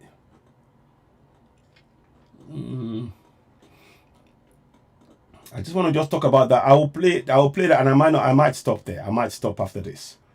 But like I said, and also I'll show one or two things. But basically, I just want you to be aware of what is being done. Now, here. Of the Anambra axis of the Second Niger Bridge and the Second Niger Bridge, which are at different... The Buhari government. We see in Osun State. What will just be left now is finishing works. On average Nigerian youth. Let's listen to this, and I'll talk about it for a few minutes. Thank you very much, Sean, for this opportunity. Listen to the question. Listen to the question. NYC program. Listen. Since you came back from the Olympics, thank you so much. Let's get straight to it. It's the International Youth Day. But the question on the minds of an average Nigerian that is looking towards employment, jobs, opportunities. Many of them are looking for visas to travel out of the country. Issues of where they will go after their youth service corps program, the 1-year mandatory NYC program. These are some of the questions on the minds of an average Nigerian. And if you look at the unemployment rate today, as we speak, it's not a figure that one can be happy about. The question tonight, Honorable Minister, is what has the Buhari government done in the last 6 years to turn down the clock of the growing unemployment rate in Nigeria and the possibility of opportunities for an average Nigerian youth? Listen to his answer. Listen. Thank you very much, Sean, for this opportunity. And I want to first just congratulate all our youth on the International Day of the Youth being celebrated today. Of course, a symbolic event that draws attention to the skills, the talents, and also the issues concerning youth development. Now, the questions you raise, agitating the minds of our youth, they are legitimate questions. Legitimate issues around what will happen after I leave college, what will happen if I'm looking for a job, how long will it take for me to get a job? And I think that in the last 6 years, the government of President Muhammadu Buhari has tried to change the fundamentals of youth development in our country. I speak to a new orientation. Lie government. I'm not even interested anymore. Now, here's what I want you to know. Emphasizing. I'm just going to stop it there because I don't even want to listen to anymore now. I don't want to listen anymore. But I just wanted you to, they asked a question about employment. And then they say, oh, a new dispensation, a new strategy, notice, after 6 years, what is new after a government has been in place for 6 years and employment has gone up? Tell me what is new. It's not new. Now, for that question that they asked, I want to do something. The government has denied the people the access to the resources. And here's how they did it. And I want to show you. Let's go on a journey. Right, let's go. The government has deliberately impoverished our youths. Successive governments. Now, let's go and I want to prove it to you. Okay, now, let me see if I can get... First thing first. I want you to look at the Nigerian Constitution and it will come up now. And we're going to go to the section where it says, I think 7. Let me just see if I can find it. Page 79, I think. 75? Is it 75? I think it is 75. 1 minute. If I remember correctly. Yeah, thank you. Now, That is the honorable minister there talking his nonsense. Yeah. Now let me listen to a bit more to his question. Is not just certificates, but also the need to upskill our youths. In a digital world where it's very clear that there's a digital skills gap, we have seen a government that has paid attention to a concept of training into enterprise that we need to. So a government that has seen a skill gap, really. So so you're going to have a digital age. You'll have the everything without having the basic infrastructure in place, like water, road, bridges, school, healthcare. What planet is this guy on? What planet is this guy on? Now let me tell you what has been done. I'm going to show you the resources in one state. Let's pick Lagos State. Yeah. This is why the government, this is how they've denied us everything. Well, let me pick Lagos State. Just Lagos State. Mineral resources in Lagos State. And I want you to see the impact of that constitution and why we must not accept anything to do with staying in one Nigeria. We mustn't. Mineral resources. Here we go. Now. Okay. In Lagos State. Yeah. Just see. I want you to see what is in Lagos State. And then you would then see what they've done. Every single state has been denied the access to this. Can you see? So in Lagos State, we have bitumen. Yeah? You know, those of you that were watching, you saw the roads in Benin. You saw how good the roads were. Just in Benin, that small country called Benin. But our roads were bad. You know what is worse? We have bitumen. The first mineral resource that is present in Lagos, we have bitumen. We have clay, gas, glass sand, oil, and gas. But you know what? The state cannot access any of this. Do you know why? Listen closely.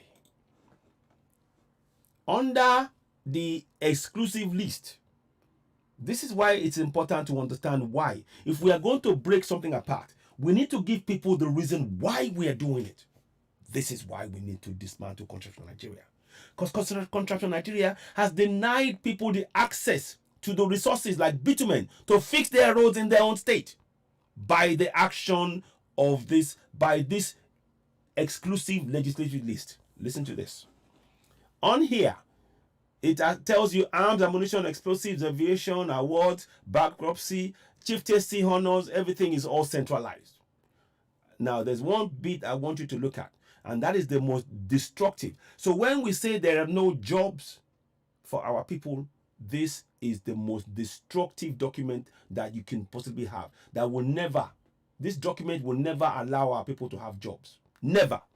So let's go on. Come along with me. Now, where is it? Where is it? 1 second. I'm just going to get there. Here we go. Section number 39. Let me highlight it for you so you can see. On the exclusive list, you have mines, minerals, oil fields, oil mining, geological survey, and natural gas is on the exclusive list. Now, remember, this man is telling us that the government is now talking about digital age. What use is trying to talk about digital age when you don't have electricity to power anything or good roads? Here's why we must dismantle Contractor Nigeria. I will show you the roads in Lagos. Yeah? And I will go back to the resources, and you will see that because of this constitution, again, I told you section number 39, mines, minerals, oil fields, geological surveys, and natural gas is on the exclusive list. And it's, of course, in that fraudulent constitution, which you all know, is a promulgation decree number 24 of 1999. Not promulgation decree number 24. Let me even do something further than that. Let me just show you again. In case of those of you who are, please type 1 if what I'm saying is making sense to you, please. I do like to know. So let me just show you. Now, here we go. So you can see Constitution of the Federal Republic of Nigeria, promulgation decree number 24 of 1999. That's what it is. That constitution, they have to swear on oath, every successive government, to protect that constitution. That is why it will never change. That is why we need to dismantle Contractor Nigeria. We have to go for self-determination. Please sign the NINAS forms. As we put it on there, sign it. Sign it. Now, please subscribe to Citizen AY on YouTube and give us the like button and give us a thumbs up and hit the notification button as you're watching. Thank you. Now, so you can see that now. So we know that this is a promulgation decree. It's a fraud. I just wanted to just bring that to your attention. Now let's go back to the documentation. Now I want you to you see here, Lagos. We have bad roads in Lagos, right? But we have bitumen. It's the first mineral resource. Bitumen is what they use in making roads in Lagos. But because of this constitution, the state government cannot access it because it is in the center. It is on the exclusive list. Can you see? It is on the exclusive list. Now let's go and look at the roads in Lagos. Roads in Lagos. Yeah? Bad roads in Lagos. I just want to show you. Now, for a nation that has bitumen, we have the second largest reserves in Ondo State. But we have in Ogun State, we have in Lagos State, we have in Ondo State and other places. But we are not being allowed access to it. Now, look. So look at the roads in Lagos. Can you see? These are Lagos roads. Look at. And this is a deliberate ploy to impoverish you. They don't let you have access to the resources. The bitumen is in Lagos. You can all see that. That's bitumen in Lagos. How many field trips have the children been to see bitumen, clay, glass, sand, oil, and gas? So they know what they have in their resource in the land. But they will have they will get a trip to go to a church, to go to a mosque. But what is underneath their feet, they don't know. And we wonder why we have unemployment. Because this constitution prevents you from accessing those resources to improve your life. I hope you're following. Type 1 if what I'm saying makes sense to you, please. Type 1. Type 1. I want to stop here. Type 1 if what I'm saying makes sense to you. Type 1. I know it's late, but type 1 if what I'm saying makes sense. I just want to, make sure we type 1. If it's making sense to you, then I will then go further. So, Omotude, Mercy, Olufemi, Oshikoya, Tina John is watching. Yeah. Ninas, I've shared it already. It's pinned. It's pinned there. If you go and look at the bottom of the page, it's pinned there. That's on. Let me go and look at Citizen AY. Yeah, let me just check. Those of you on Citizen AY and as well and Oduanio and Ayo Gudemu, all of that. Please continue. Type 1 on all of those platforms. Type 1. Type 1 if what I'm saying makes sense. If you can see the logic in what I'm saying. Type 1 if you understand that there is no sense in sticking with this contraption called Nigeria. It's a fraud. That however way you want to do this, the state will never have access. It's on the exclusive list. You can see it.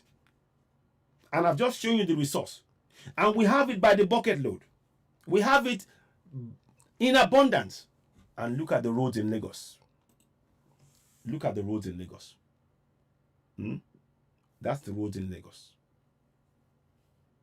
That's the roads in Lagos for you. Please type 1. Those of you on YouTube, please don't be shy. Let's see you type 1 so we know that you're following what we're doing. Type 1 so we know that what we're saying makes sense. It's very, very important.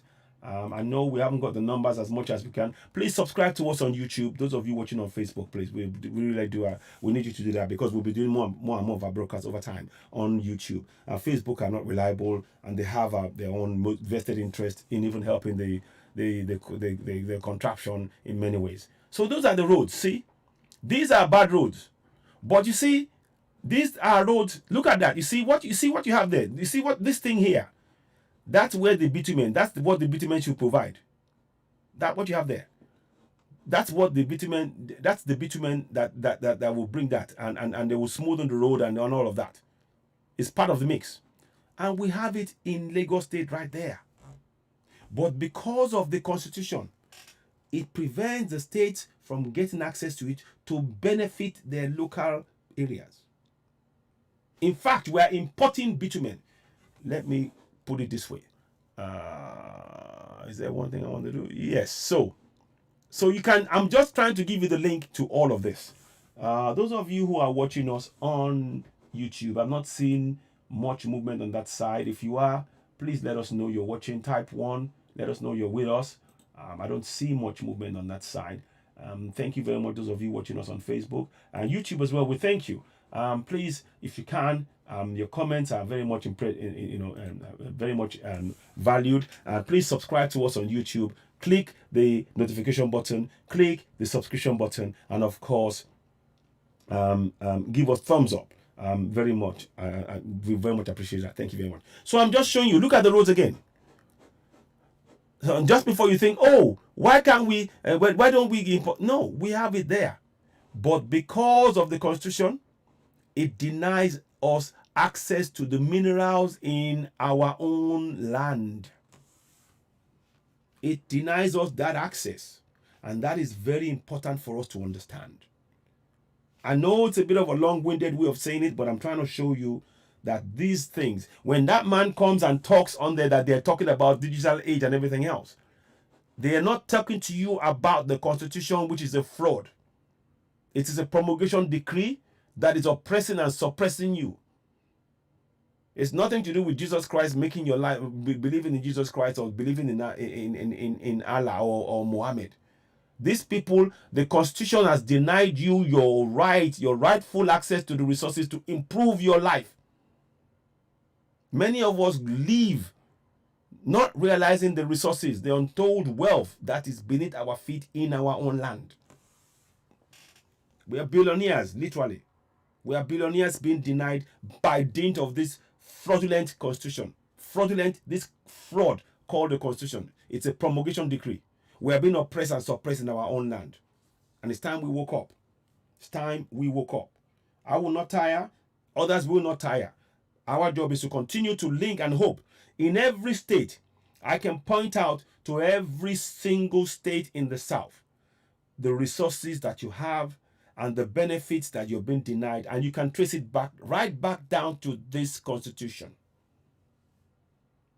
that they enforced on us. Babangida has the temerity to tell us, oh, he is better than Buhari. This is an imposition of impoverishment on Southerners, and it's time we woke up and addressed it.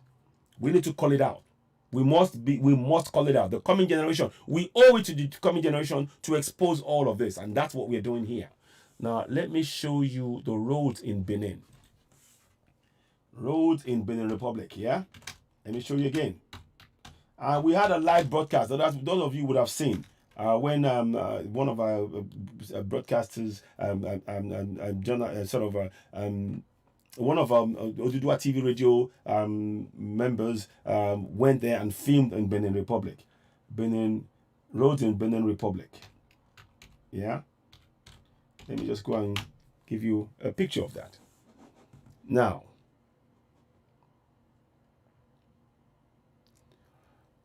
so, I just want you to see, look at the roads. Look at how good they are. You see? That's their roads. It's far better than ours, don't you think? Their roads are far better than ours. Can you see? That's just Benin Republic. Oh. It's not far away from us. It's just Benin Republic. Look at Lagos roads. I could go on. See more. Let's see more. That's Lagos roads. See? I'm going on. That's Lagos roads. That's what you have. Can you see? Can you see? Can you see that? Those are Lagos roads. Oh. And look at Benin roads. And it's a small country. Oh. There's no pothole in the roads because they care for their people. As small as they are, they care for their people. There might be one or two roads here that might have that, but for the size of the country, look at that. Look at that. I mean, a friend of mine actually, they went there and they filmed, and that's Lagos roads. Just that's it. These roads I'm saying is just in Lagos. I can show you the other bad roads in Akwa Ibom, in other places, everywhere. I can show you. But that's what I wanted you to see. Now, what was it I'm gonna say? I wanted to do one more thing, but I think we're probably coming to the end of the broadcast. Let me see if I wanted to. I don't know if I wanted to take a call tonight. I don't want to talk. I wouldn't want to talk tonight. I just want us to think about, because now what I want us to do is to know that in every state, there is no state in the South that isn't wealthy. There isn't. So when they tell you are poor, it's the government that's preventing you from accessing those resources. Those mines, imagine if we had, in a nation that is blessed with mines. Let me just get you that. Let me give you this now.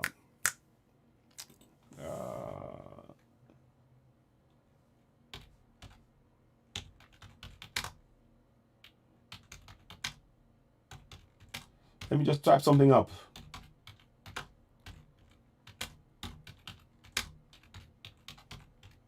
I want to just type something up for you now. Now, let me see. I'm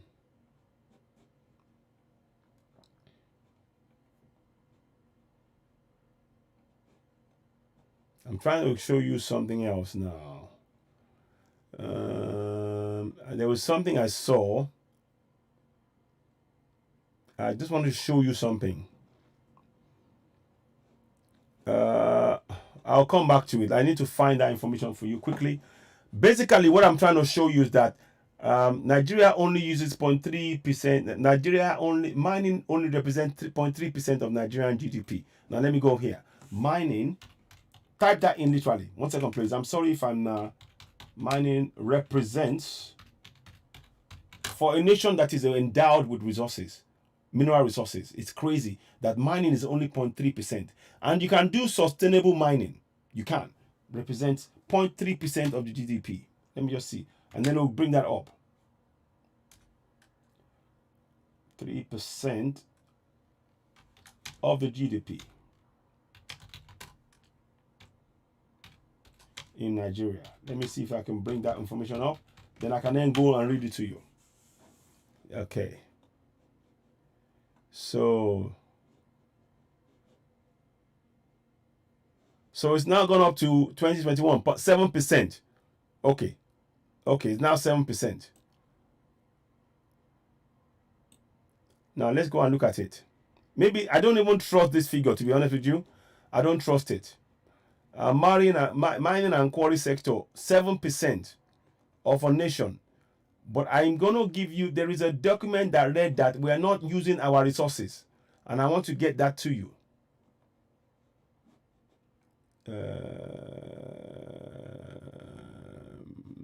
I'm just going to find this for you. For a second, please. I'm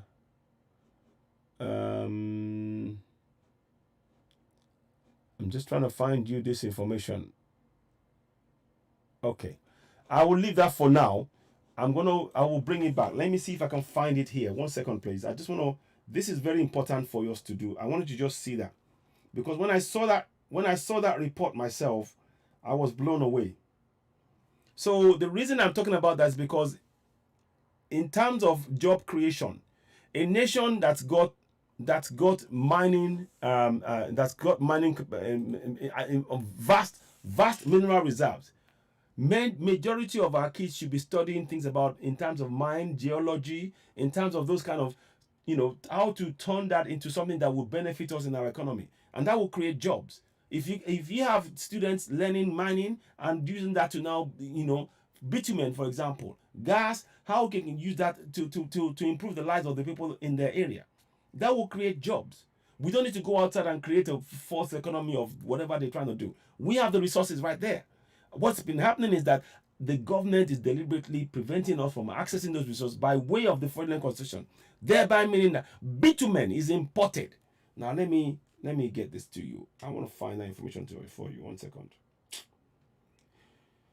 I do keep the information to hand, and if I don't find it now, I will bring it back. Okay, let me see if I can find that. Okay.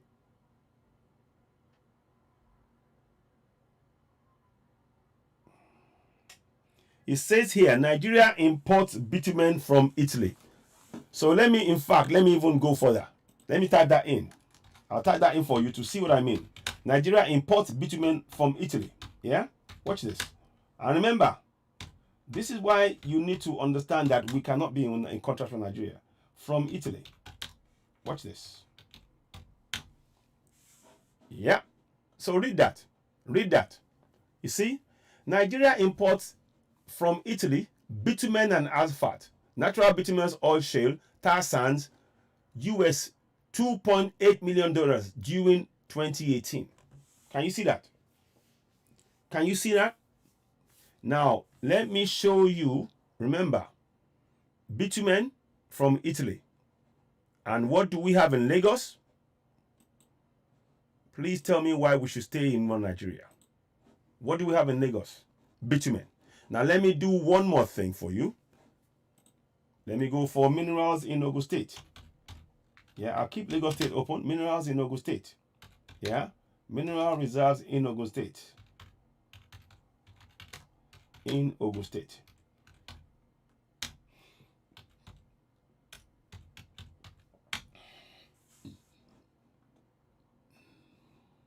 Okay. In Ogun, minerals in Ogun State. No, I want Ogun State. No. No. So mineral resources, sorry. Yeah, okay. Resources. Sorry.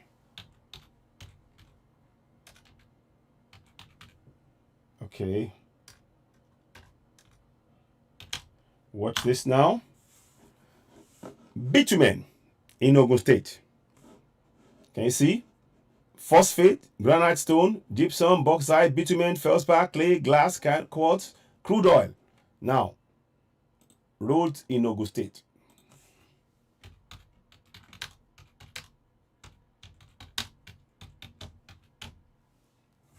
Yeah. Bad roads in Ogun State.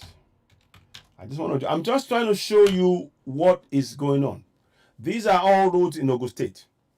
And these are the mineral resources they have in Ogun State. But your government will not use that. They will prevent you from using it. They will rather go and import with the money that you should have been using on something else, like electricity or whatever. They will not. Instead, they will go and in 2018, they imported $2.8 million of bitumen. I kid you not. That's why we can't support one Nigeria. I don't know about you. Me, I can't support one Nigeria. I hope what I'm saying makes sense to you. I'm going to find one more information for you because that dossier is very important to have. These are information that we need because our people are being lied to. Whilst you're going to church and you believe everything to God and pray, I'm sorry, that's bullshit. Sorry, I don't mean to. That's crap. These guys are killing us. They're denying us. They're even using our money. We have the bitumen. We have bitumen in our land. In Lagos, in Ogun. Bitumen is there. And they are importing $2.8 million of bitumen from Italy. Is that not madness? Is that not insanity? And you want us to be in the same one Nigeria with this crap?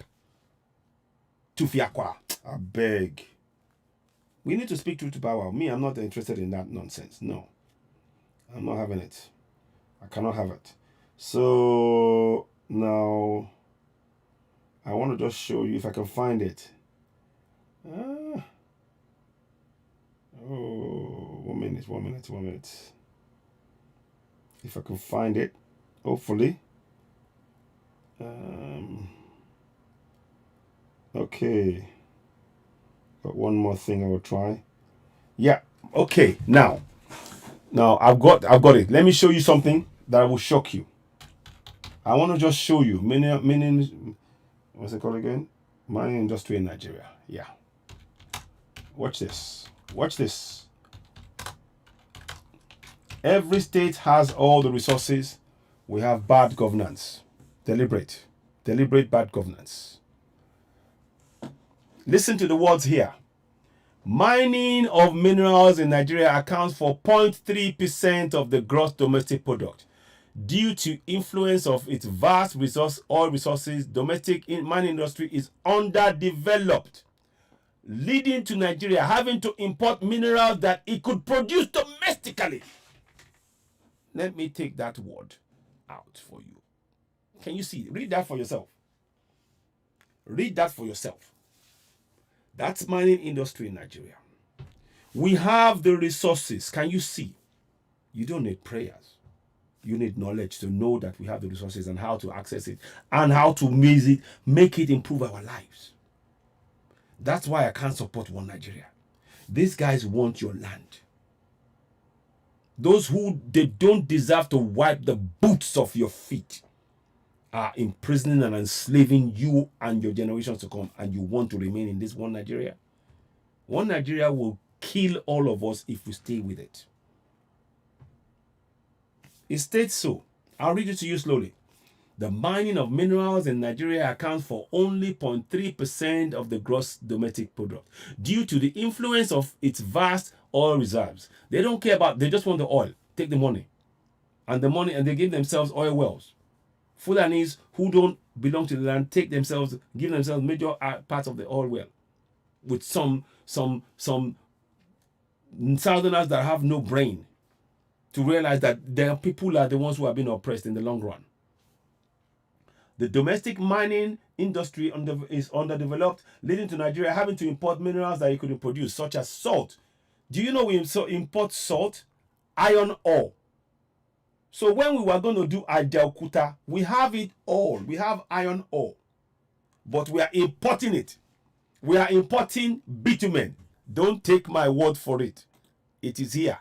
You can see it said that Nigeria imports bitumen and asphalt. We have it. We have it. My people, we have it. We have all of these things I'm saying to you. I'm going to wrap up in the next 10-15 minutes, but I want to show you, I'm showing you all of this. Every state in the South, we must go on an awareness drive. When they tell you that your state hasn't got money to pay wages, tell them that this constitution is the noose around our collective necks. They are using it to strangle us to death because the minerals, it says so in black and white. You can copy this over if you want. I'll do it like this myself. I'm going to just do it like this. I'll do it. I'm going to keep that because you never know. Somebody might speak to somebody, and before you know it, that thing comes. If you go the next time, it won't be there. So I will keep it here for future reference. I just like to I just do my thing like that. So I'm just showing you that we say we don't have money. I'm telling you states. Let me go into Ondo State right quick. Let me go into Ondo State. Mineral resources in Ondo State. Yeah? And I'll show you why we must dismantle contraction Nigeria once and for all. Conclusively, in Ondo State. Is it Ondo? Yeah. I'm just trying to, listen to the words on there. Don't take my word for it. Are you all following me still? Let me know if you're still following me. I know there's numbers have gone down. It doesn't matter. As long as you know, I just want you, even if it's only one person following, I don't mind. I just want you to know this information and wake you up. And when you're reading all of this, you will have no business looking at a Bible or a Quran. I'm telling you. You won't. Because you realize it's designed to distract your mind from what you have. You don't know how your worth. You don't know it. I'm here to make you know it. Because if we all know it collectively, maybe we might achieve the Yoruba nation, Biafra nation collectively, and Middle Belt. We need to do that. That is the only option. Everything has been told you up to now is all a lie. I'm here to wake you up. Look at that. In Ondo State, oil producing state, it produces oil. And it also has the second largest bitumen deposit in the world. Look at that. But your government, instead of using that to our own, to create job for our people, oh no, we don't want to do that. We don't want them to know that. They go and import it. And we even have gold in Ondo State. Why are we not having our kids grow up, know about mining in their area so they can use that to create jobs? Don't we know? I mean, one of the longest stretches of bridges is in some I can't remember which state now. Why aren't we targeting that and making that a place where tourism can flourish? This is what we are faced with here, is an engineered impoverishment of the people. That's why we can't support One Nigeria. I'm giving clear evidences here. We need this information to reach the people. I need your help. I need your help to help our team of people on ground. Because one of the things we want to do is to make sure this kind of information, this critical information, is passed down to everybody. It is your right to know this information and to let your family and friends know it.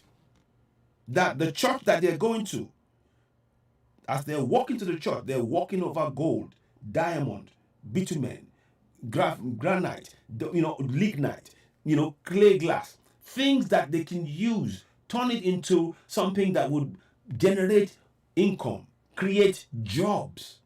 But the problem is you need to let them know that constitution, and I keep telling you, that constitution, section 39 and 68, number 39 on the exclusive list, prevents you as a person, as a southerner, from accessing those resources.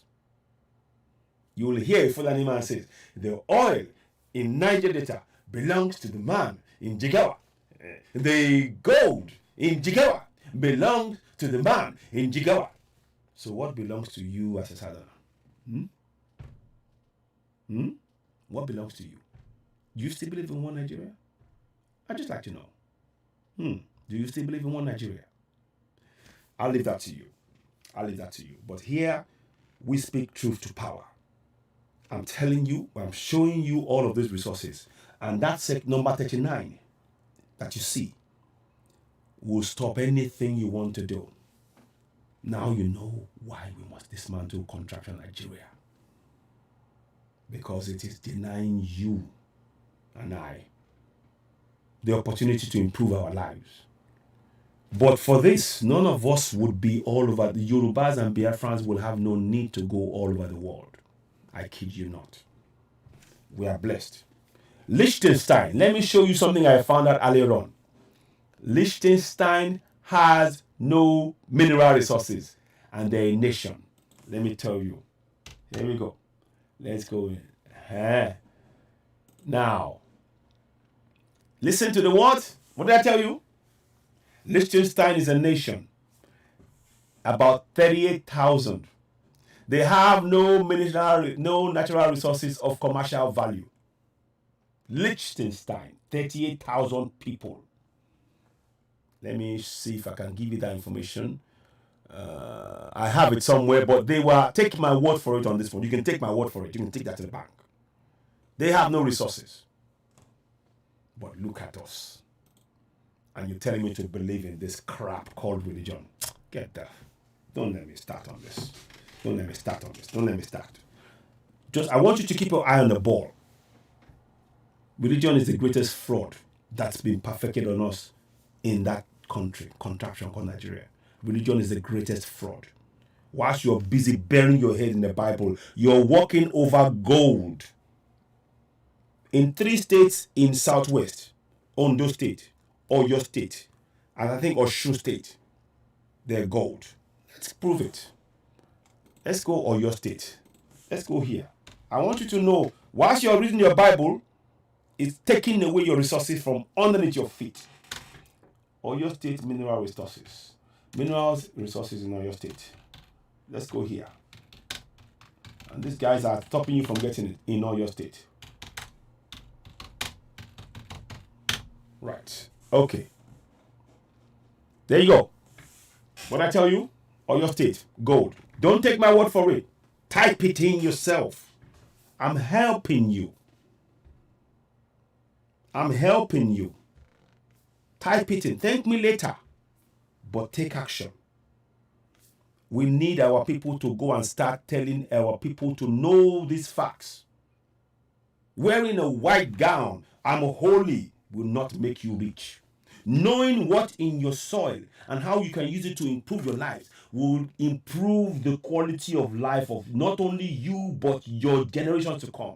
The money that those people are walking around with is meaningless. This is where it's at. Those money cannot match what we have in our soil. Those who don't want us to know it, but we don't. That's why I'm telling you.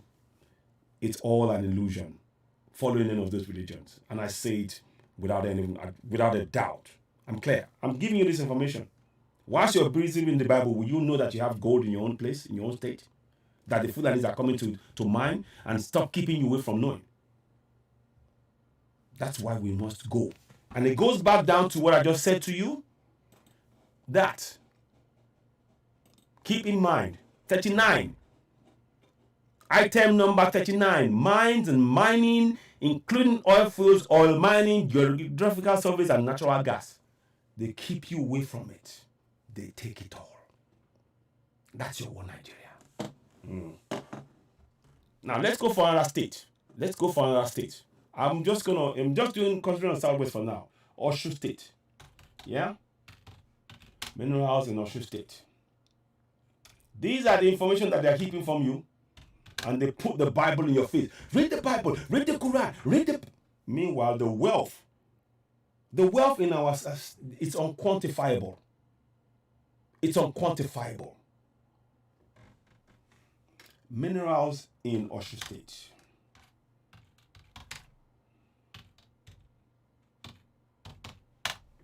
Right. Okay. Is it Oshu State? There you go. Oshu State, gold. Can you see that? Oshu State mineral potentials found are gold, talc, feldspar, cassiterite. Their discoveries have led to further discoveries of more minerals. They say it may not be of commercial value, but they are.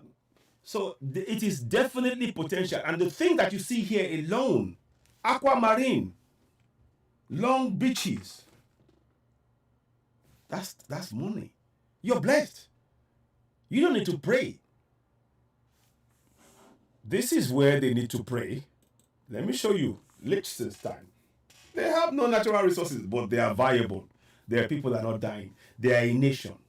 But you that have everything, you're praying. My people, I beg, wake up. Please wake up. Please wake up. Are you all there? I notice there's a bit of a quietness. Is it too much what I'm saying, or do you agree or disagree? I want to just ensure that we are on the same page. Let me just check as I'm going along. I know it's a bit much. I know I'm throwing a lot at people in terms of information, but please do bear with me. It is better this information is shared than to keep it to oneself. You're with me? Yeah. Thank you. Exactly. We should all be heading back home. I'm telling you. We should all be heading back home. Yes, we have to suffer a lot, and they cover our face with religion. Ayomedia, thank you. That's all. Look, you've made my day, Ayomedia, by stating that. That's what I'm telling you. So you believe in this religion. That's why those who bring the religion to us, they need you to believe in it. They need you to believe in that religion because it keeps you blinded. Look at the resources. Liechtenstein has no natural resources, but they are. Let me look at pictures of Liechtenstein. Let me show you what it looks like. Keep in mind, they have no resources though. Let's go into Liechtenstein. Let's go and look. Roads in Liechtenstein. Yeah? Look at that. Liechtenstein. Yeah? What did I say? Let me see. 1 minute. Sorry, 1 second. 1 second. I just want to find it for you. Yeah, let me just do this quickly. Screen grab. I'm sorry. This is something that when you have this, when you see what I'm doing now, maybe you can begin to understand why there's a need for now peaks of roads in Liechtenstein. Keep in mind they have no resources. Oh, they have no resources. Yeah. There you go. Look at that. Oh, look at that. They got no resources, but look at their roads. They got no resources, oh, but look at their roads. See? They got no bitumen, oh, but look at their roads. How did they get those things? Because while they're pumping your head full of the Bible and the Quran and all of that nonsense, that's what they come for. Don't you get it? Don't you get it? I hope you're getting it. That's their roads. And don't take my word for it. It says here. I'll leave you for a few minutes. Read it yourself. Google is your friend, though. Go dig him. It's your friend.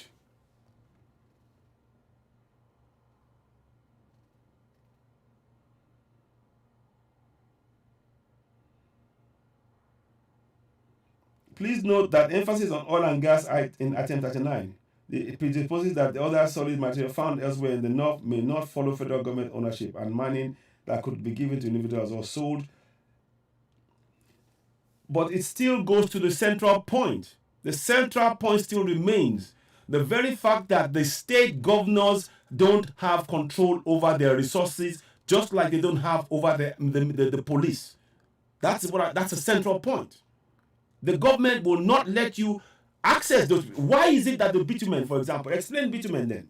And Johnny Michael, I'd like to, do you want to call in? Actually, call in. Let me see. I actually want to talk to you now. Let me see if I can get that. I'm sorry if I missed the call before. And Johnny, you can call me on 4473995800606. Let me, call this number. So if you want to call, I'll take a 2 minutes call. Because I want to discuss with people. Let me see, 4473995800606. So 6. So call that number. Those of you who, if you want to call, 4473995800606. And Michael and Johnny, if you do want to call in, you're welcome to call. Let me see, my phone may be full again. Yeah, I know that's going to be. Let me try. I'll try something. It may work, it may not work. Sorry. My phone gets so full. I get so many messages that I cannot answer all of them. I have to often delete things and come back in. And so Michael and Johnny, if you want to call in, call the number. Save that number down, send me something on WhatsApp, and we can talk about this again. I'm happy to do that. But I'm trying to tell you that, you see, the very fact and the Constitution was not something that you and I signed up to. There was no referendum. So the government have no business in restricting our access to those resources because we never signed up to it. This is an imposition. That's the point that's been made here. Thank you very much. Now, what's going on now? Let me just see if I can get the phone. If it doesn't work, but that's fine. So, like I said, Liechtenstein has no natural resources of commercial value, none. But look at their roads. So how did they get those resources? How did they put them to fix their roads? But you have the second largest bitumen in the entire world in Ondo State. Let me go. Second largest bitumen deposit in the entire world.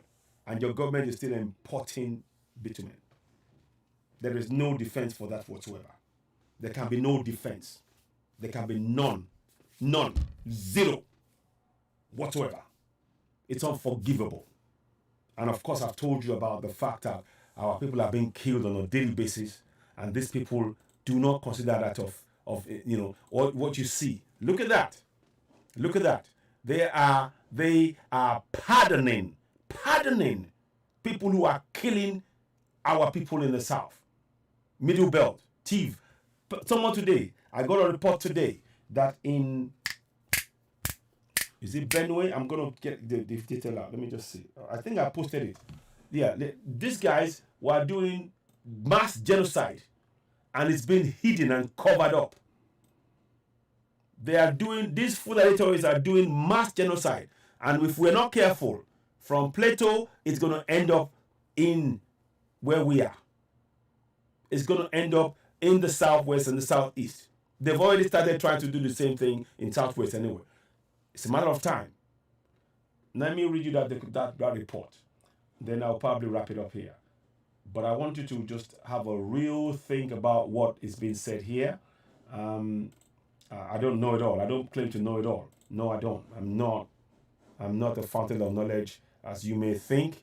I do my research, and I do it extensively so I can be able to bring information to you to help. These are information that we all need. By now, you now know that we are wealthy as a people. We are blessed beyond compare. And I say that categorically. We are blessed beyond compare. Those who know don't want you to know that. Now you know. Now let's get this information now. If I can find it, then I'll wrap up, hopefully. Please donate and support myself when I'm swimming on the 22nd of August.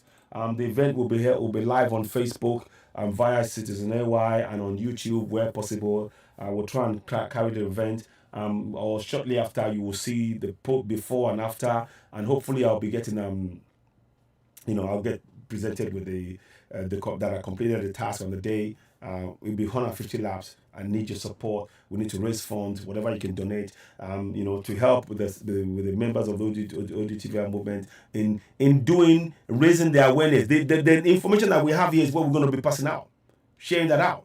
People need to know this. We need to blow this wide open so they understand that they don't. The problem, the solution, they have it. It's now making them aware to wake up and decide to take the steps they need to take. Self-determination is the way to go. Now, let me get this information to you.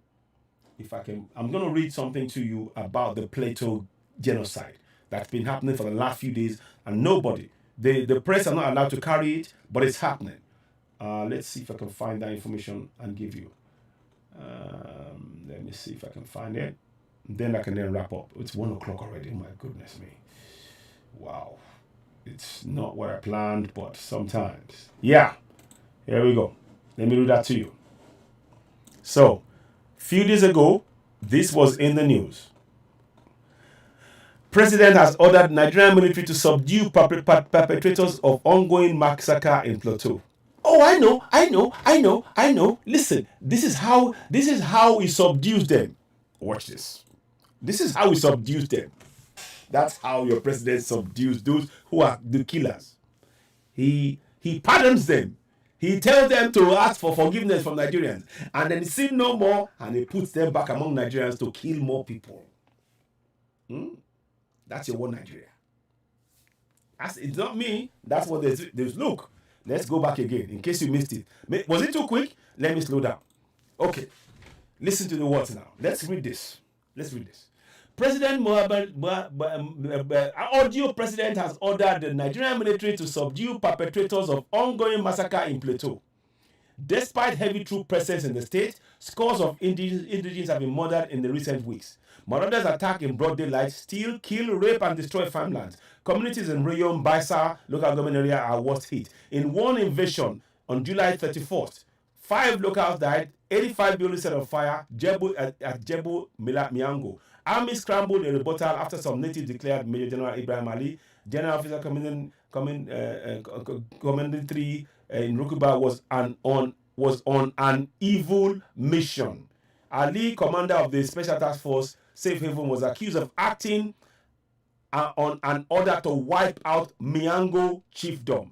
Did you hear that? So you can see, when we tell you that the military is engaged in killing the citizens they're supposed to serve and protect, you have it in black and white. It is there. And how do they combat them? Let us look. They bring up the white flag, they welcome them in, and they let them go to do more killings. Isn't that nice? That's your one Nigeria now. When we say it, people say we are talking nonsense. When we say it, they say we are exaggerating. Now we see. Now we see it. Now we see it. So let me just go on. Okay. Somebody just have you just called me just now? What am I that? No, that's 608. So okay, I missed all that. I'm sorry about that. The calls do come in. I do get so many calls. So I wouldn't. I think Michael something. If you want to call me, you can call that number that I give you. Maybe I'll take a call, maybe 1 or 2 calls before I wrap up because it's really late now. But I hope this information has been of benefit to you. This is something that we need not keep from ourselves at all. We need to share this kind of information urgently. We must share it. We must not see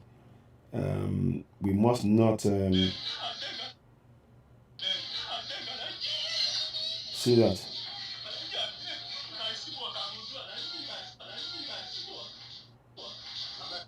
Look at that. Oh, crazy. I don't even want to. I just watched a horrifying video again.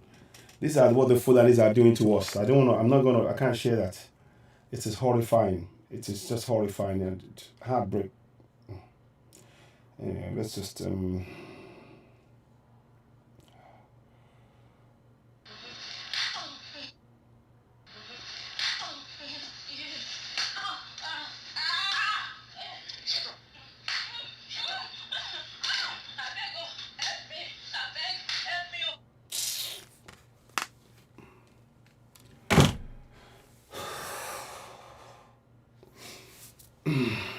my people, it's time we free ourselves. Nobody's gonna do it for us. I've just watched 2 videos now and I can't watch it anymore.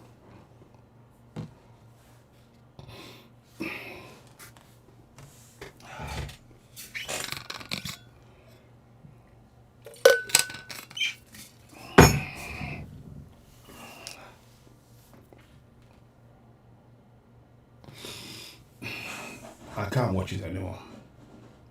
And these are the people, they are killing us every day. We are facing genocide, torture, rape, murder, genocide. Genocide. And this is the welcoming party that they give to those who are killing us. They're welcoming them back into our communities to do more killings. And you still believe in one Nigeria. I don't know what else to say to you. One of the commanders of the Special Task Force Operation Safe Haven was accused of acting on an order to wipe out Miango chiefdom. You hear that?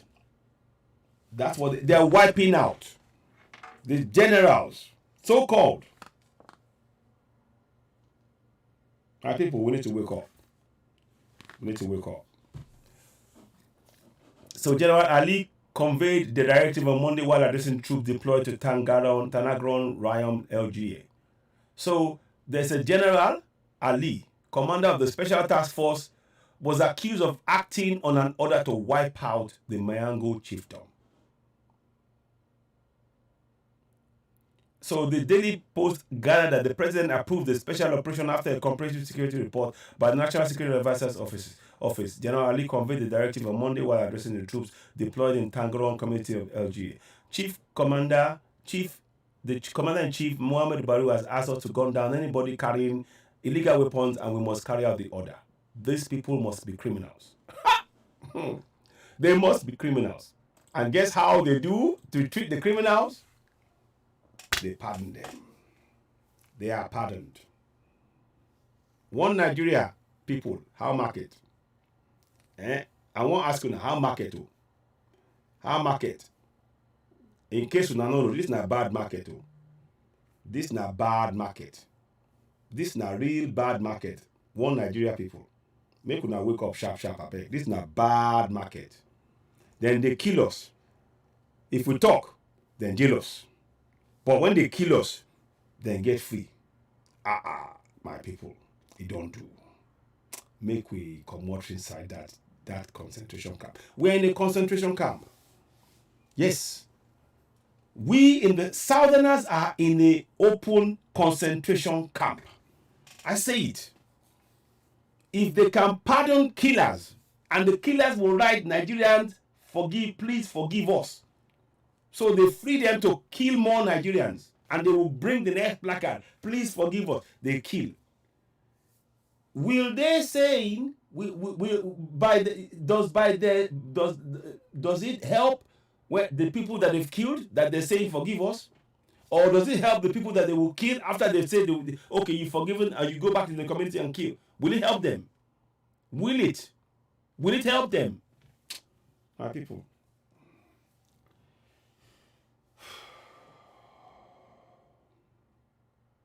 Oh, it's heartbreaking. Yes, injustice in the land. Vivian Okoro. Injustice in the land. And just look. These people are killers. These guys are killers. They've taken away their guns. Notice there's no military around them. There's nobody. But for you to speak up against injustice, you are put in the court. You are in the four walls. You got the police. You got the Nigerian military police behind you like a criminal. Look at that. They're walking behind a woman. They don't have any regard for our. In case I don't think you realize, those of you who Southerners who believe that you're treated like like one of them, they don't look that the way they treat Lady K should tell you that they have no regard for any Southern woman. They beat her up. They don't let her. She didn't have a change of clothes for weeks, and I'm not sure she even had sanitary pads. That's how they treat. So how they treat her, when the time comes and they start coming for you, and this is how they will treat your wife. I hope you know that. Those of you supporting this one Nigeria nonsense, it's a fact, though. You will say, Citizen AY said it, though. I'm just giving you what is to come if you don't wake up. If you don't wake up. Whilst they're smiling, and they have all of their people close to you, they have them close. You're being watched. You're being watched. You are being watched like a... Yes, they rob those... What's going on is a mop-up action to complete the takeover of their lands, and it appears that Miango chiefdom is regrouping, and the Fulanis want to prevent this. That's the cause of the current killings. Thank you very much, and Johnny Michael. Thank you very much, my brother. I'm glad you said that. That's a very important point to raise there, and that's these are the things. These are what give me sleepless nights. These are what give me sleepless nights. And that's why we need to expose this fraud. They are using every means, economic, military, financial, psychological. And by psychological, I mean religious means. Psychologically making you believe in something that will not save you. Psychological, I mean making you believe in the things that will not save you. If anything, it will render you open for them to exploit and kill as they wish. So carry on with your religion of Islam and Christianity if you're a Southerner at your own risk, and your community's risk. You are in danger. The more you carry on with those religions, the more you're exposing your family and yourself to the risk. What you need to do is protect yourselves. Those religions will not protect you. You need to take proactive steps to protect yourself. It's not me saying it. Look at what is happening in Plateau. Mop up, wipe out, to wipe out the Miango chiefdom. Do you think praying will save you? Do you think somebody from above, I'm going to breathe there and they will save the people? Do you think those prayers, the prayers, do they even know anything called Nigeria, whatever it is that you're praying to? Nigeria was not created from above. It was created by the people, the colonials. It's got no business with any praying. None. I hope you understand that. I hope you understand that. These are things we need to say. Look, we're so blessed. We're so blessed that, look, like I said, many of us now, by now, when you're seeing what I've just showed you in terms of mineral resources per state, you will know how rich you are. You're a billionaire. You're walking around a billionaire and you don't know it.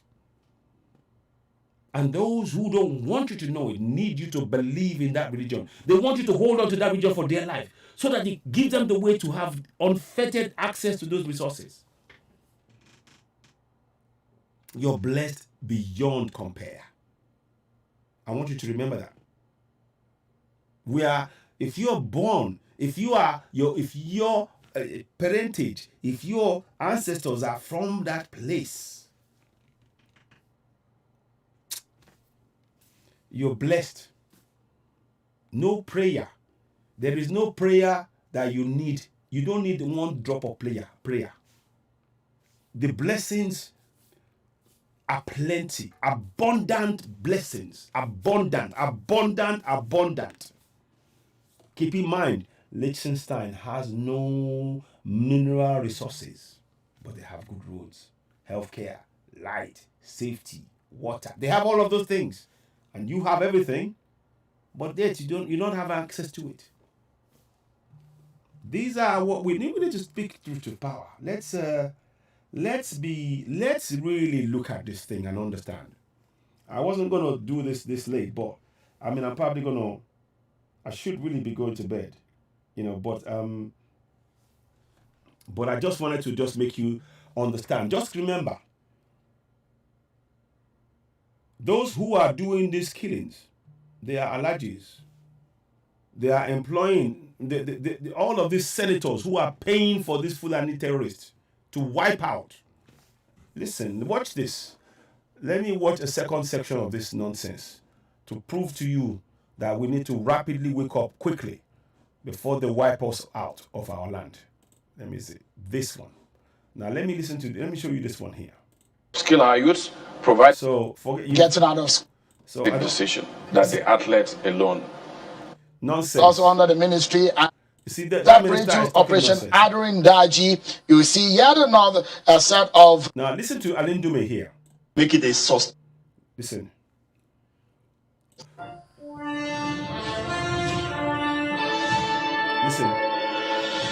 Apologies for that, everyone. Let's get to it straight on.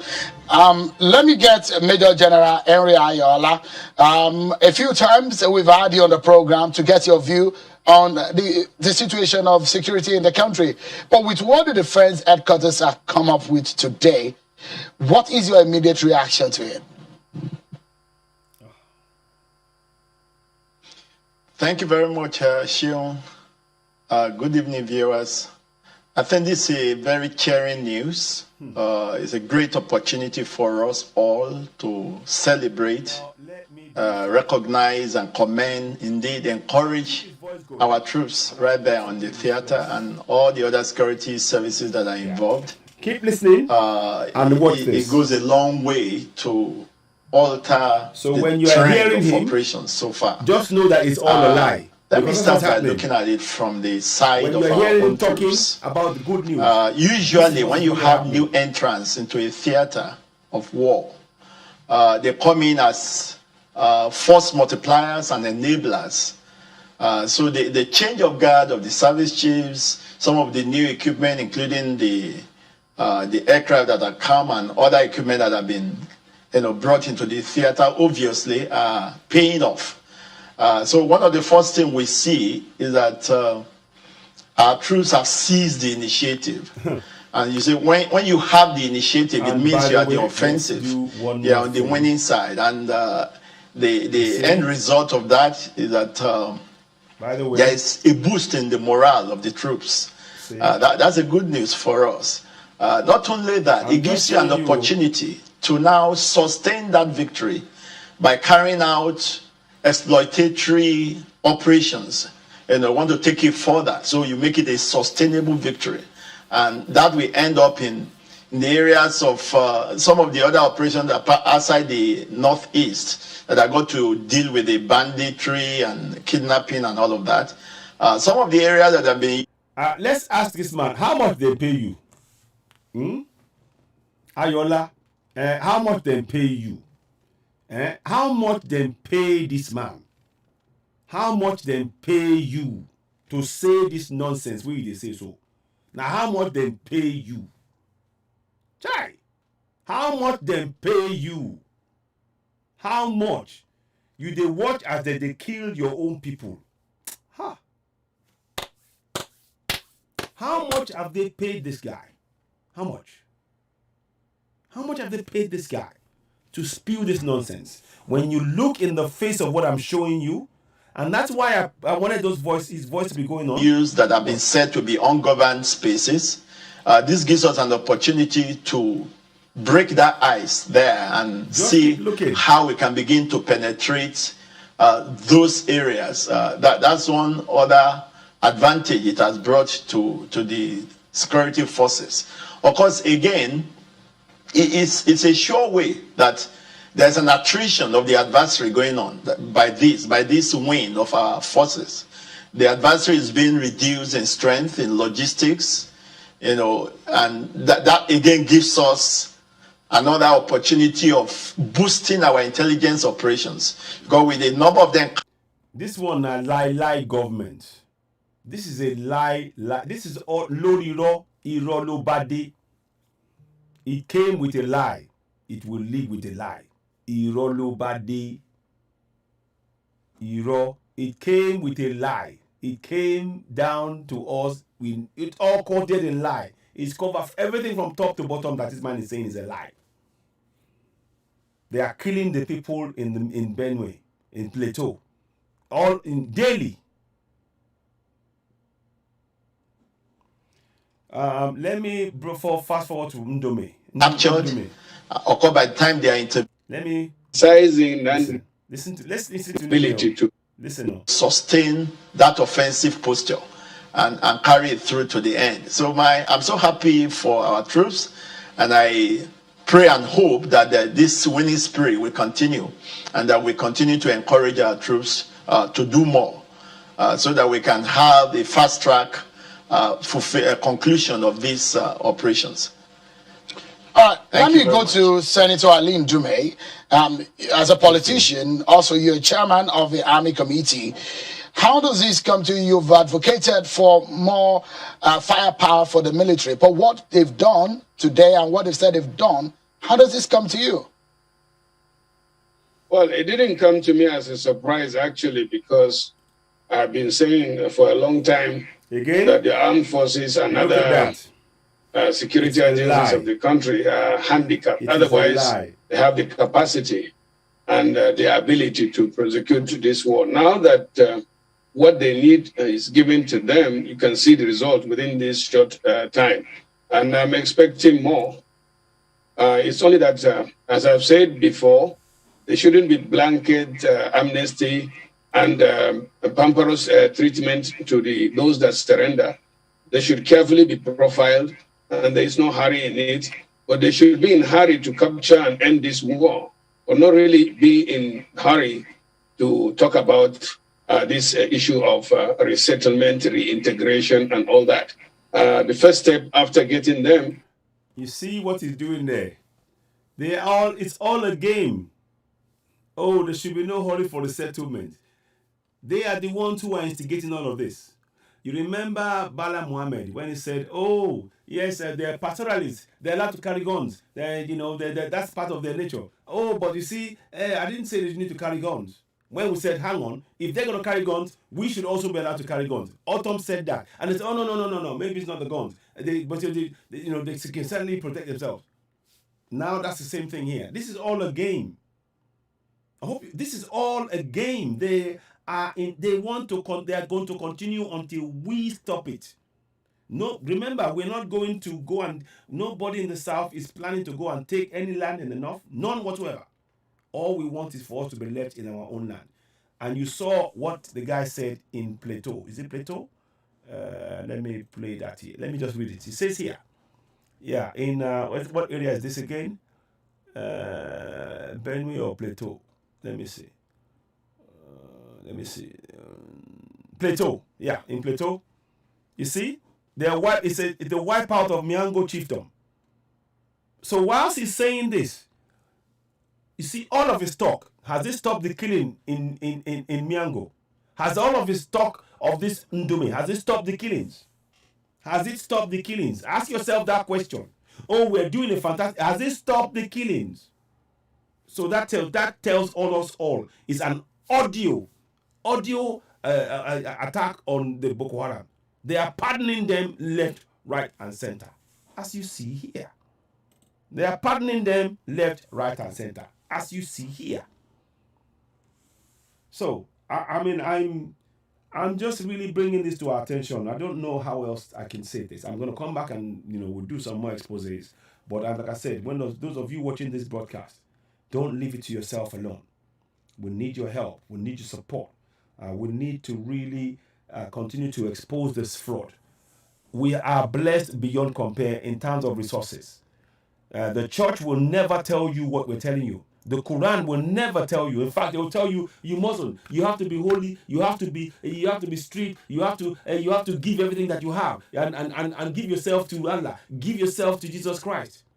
They are telling you to give yourself, but the resources that you need. Everybody in this world, whether or not whatever religion you need funds to survive.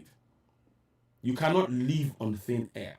And the thing is, in our land, we are so blessed with the resources. We are, infinitely, we are blessed beyond compare. And some nonsense is telling you to believe in some crap religion that used to blind you. Don't take my word for it.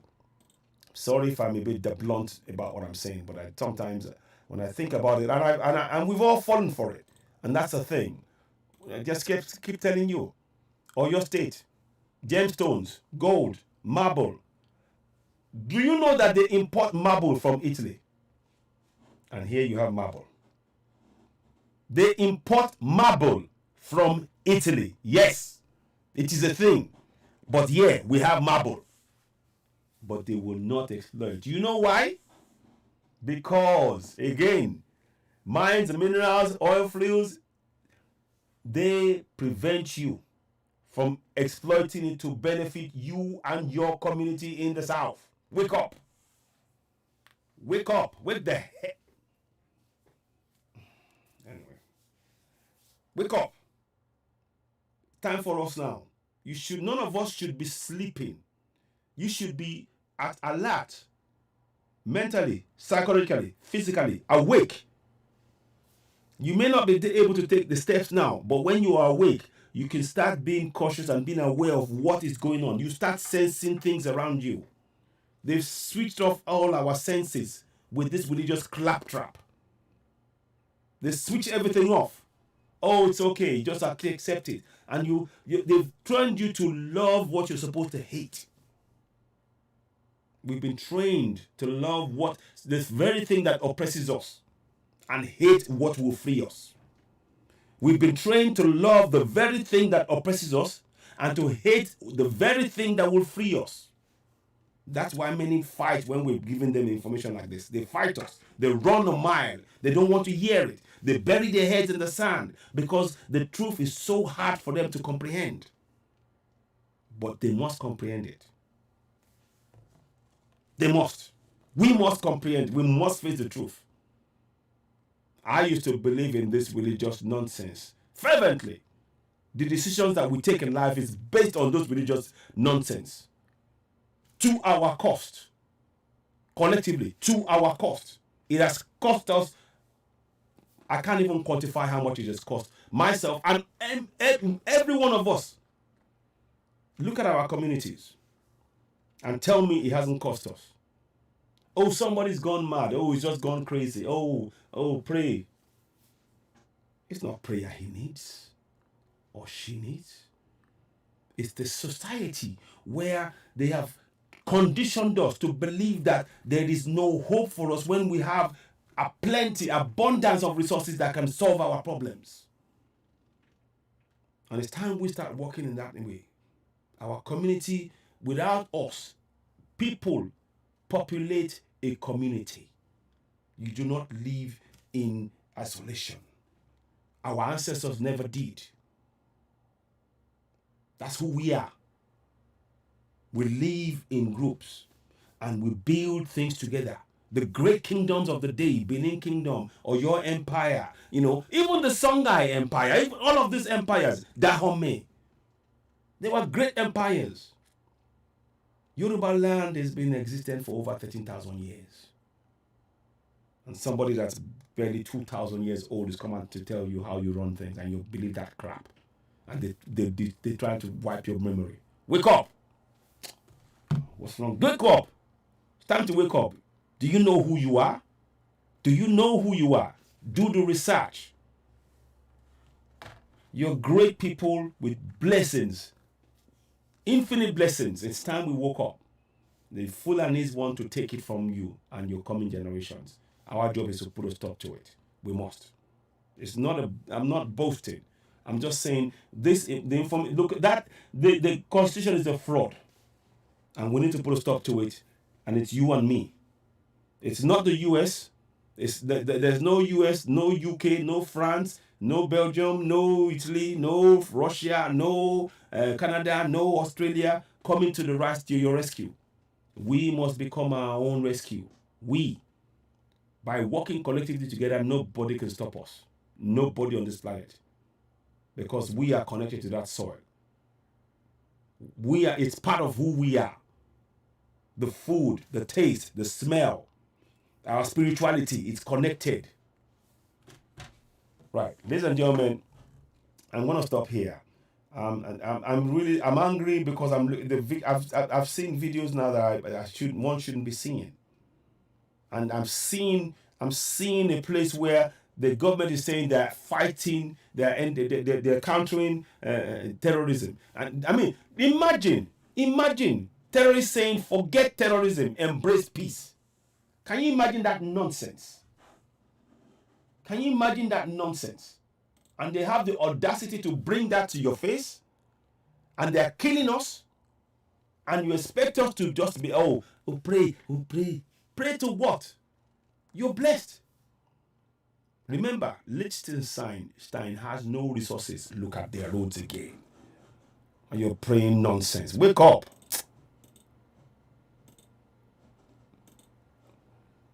They don't need to pray to get the roads better than you will ever see in your entire life if you do not fix this nonsense. Let's show you. Let me show you Liechtenstein. No mineral resources in Liechtenstein. Pictures of roads in Liechtenstein. You can eat on that road. It is so clean. Look at the picturesque view.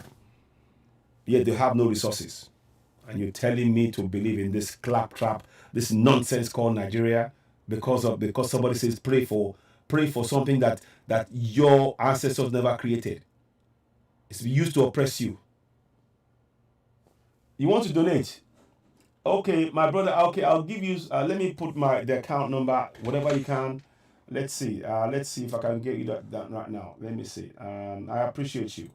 Let me just get the account to you. 1 second, please. Let me just get that out. Okay, there we go. So, okay.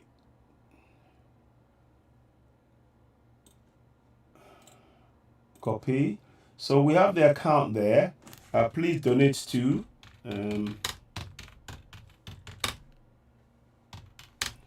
So I'm putting it here. If you do want to paste, okay. So you can do it via PayPal or via the ODTVR account, UK account. And if you do want to do the Yoruba one, the contraption account, I can give you that, but I don't want to give that open because it's best with that way. I don't want to speak too much. So just use reference Citizen AY so I will know what once you say that, so I will know where it comes from. just so we can be able to track it that way. That's all for us, Citizen AY. So let's put in here reference. Thank you, reference.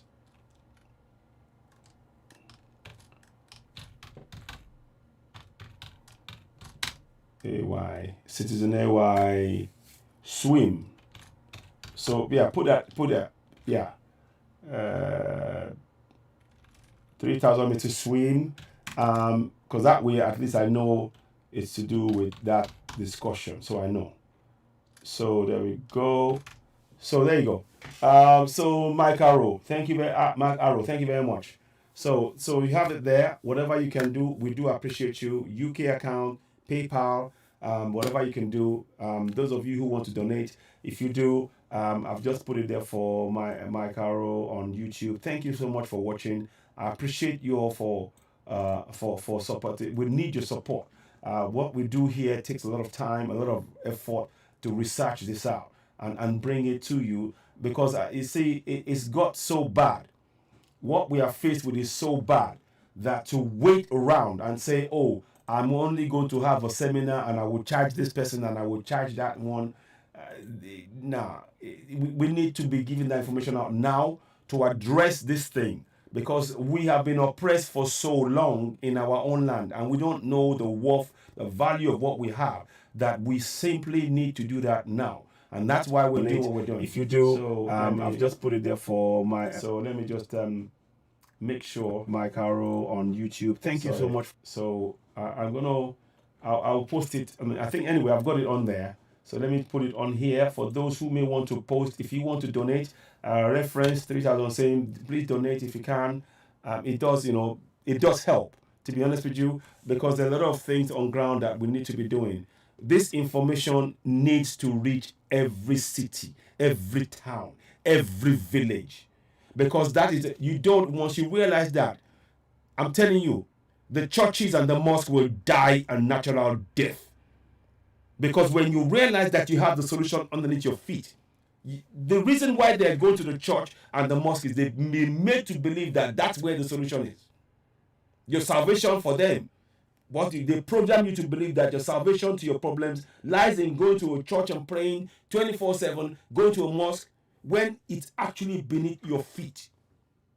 And it's time we take action. And our government has closed off every route to be able to use that to free yourself. Our children are unemployed, no jobs, and we have mineral resources. Let me read this to you again to make sure you understand quite how bad this is.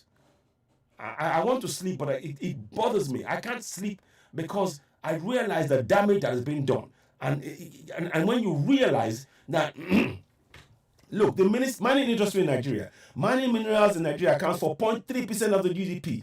Due to the influence of its vast oil resources, domestic mining is underdeveloped, leading to Nigeria having to import minerals that it could produce domestically, i.e. bitumen. We have bitumen for our roads. We're having to import it because we have a failure of governance, a governance that wants to kill you to take your resources from you. That's how bad this is. The money that could be used to fix things. We even have iron ore, Ajaokuta steel. Let me even do this to show you, to shock you even more. Mineral resources in Kogi. Let's go there.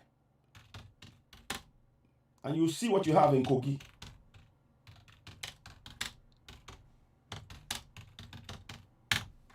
Right. There you go. That's mineral resources in Kogi. Remember, in the mining, what did they say?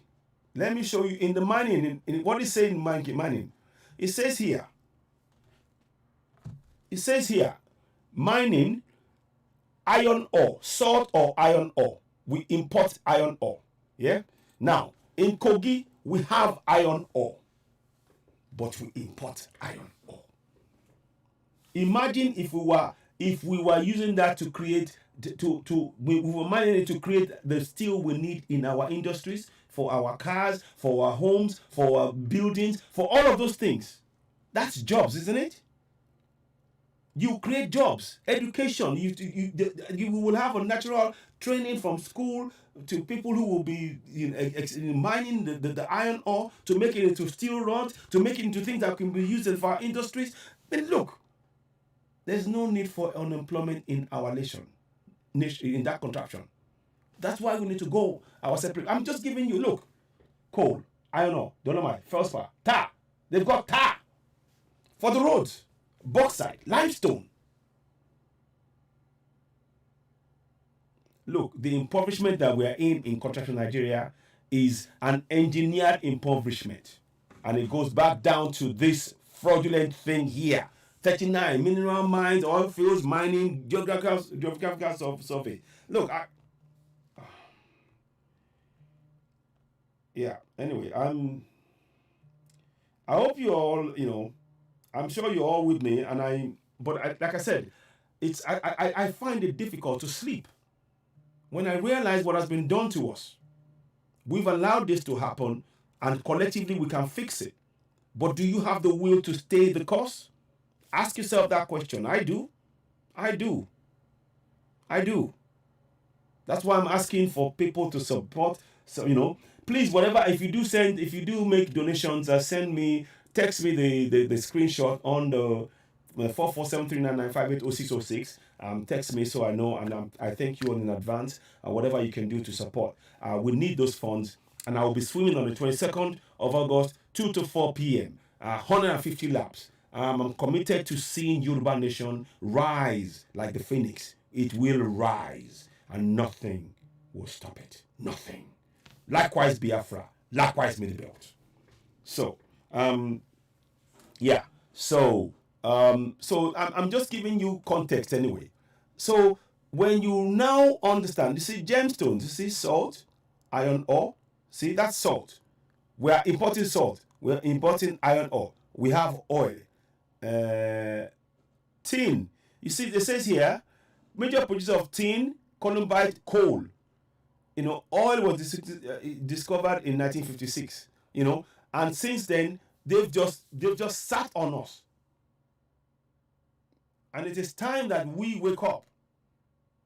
We can do mining in a sustainable manner, whereby we do it in a way where it doesn't deplete or diminish our environment. We use it in a way, and it would be sustainable and create jobs at the same time. Look, this is not impossible. It's not rocket science. We have the best brains in all over the world, in all of the Western countries. Who are the doctors and the nurses? Are they not Yorubas and Biafrans and Middle Belt? Imagine if we had all those doctors back home. Many lives will be saved. But they are out there because they believe Nigeria is nothing for them. And we look at all the resources I'm pointing out to everybody. Mineral resources. You can even use those iron ore to make the things like scalpels and different things for hospital. Look, we are blessed beyond compare. Let's wake up. That's the message I want to give you tonight. Listen, thank you very much. Please share this broadcast. Please don't forget, if you can, we do appreciate you. Donate to us. Donate to Citizen AY on the swim. We need the funds to help raise a level of awareness. I mean, you can see now that there's a lot of work for us all to do. And this is what we are faced with. We cannot be silent whilst this government is pardoning killers. They have not seen the four walls of the courts. And yet they kill our people. They're saying, please forgive. This is not about forgiving. If you kill somebody, you should be facing the full weight of the law. That is the failure of this fraudulent constitution. Because it is not a constitution. It is a military decree that somebody can decide, okay, let them go. They can bypass any part of that constitution at any point, and nothing can stop them. That is why we need to leave that contraction. That is why we have to go for self-determination. I maintain that fervently. Nobody can dissuade me from that line of thought. There is no evidence that there's nothing you can bring to me that will change my mind from that point of view. And it's a rightful place to be. It's a rightful line of thought, because everything else that we're faced with right now is all lies. We were never given the chance to go for a referendum. They totally took all the local government areas and cut Kano into 3 states from one state that had 20 local government areas like Lagos. Now they have 3 times as much, maybe more, even more than Lagos.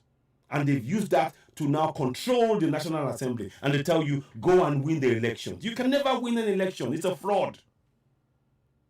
It's a fraud. That's why we need to do self-determination in each of the local, in the southwest, in the southeast and middle belt to decide if we want to be part of that contraption. When we vote and we make the awareness, please get people to sign that NINAS form. The NINAS form is very important, and that's one of the things we'll be doing when you do send us funds, is to raise the awareness. We want to go to towns, villages, get people to understand and sign up to the demand for referendum. They don't even need an email. Their phone number is enough. It might be technical problems here and there, but I'm sure it's not insurmountable. We can solve it. It's doable. So with that said, I thank you all for watching. I hope you found this beneficial. I firmly believe in the right to self-determination of Yoruba people, Biafrans, and Middle Belt. All hail Biafra, all hail Middle Belt. And we demand for the immediate release of Nnamdi Kanu. He was illegally arrested by this illegal government. If you notice, every action this government takes is all based on corruption, fraud, and direct flout of constitutional law. They have no regard, but they expect you that have been oppressed to comply with those laws, the very laws that they ignore.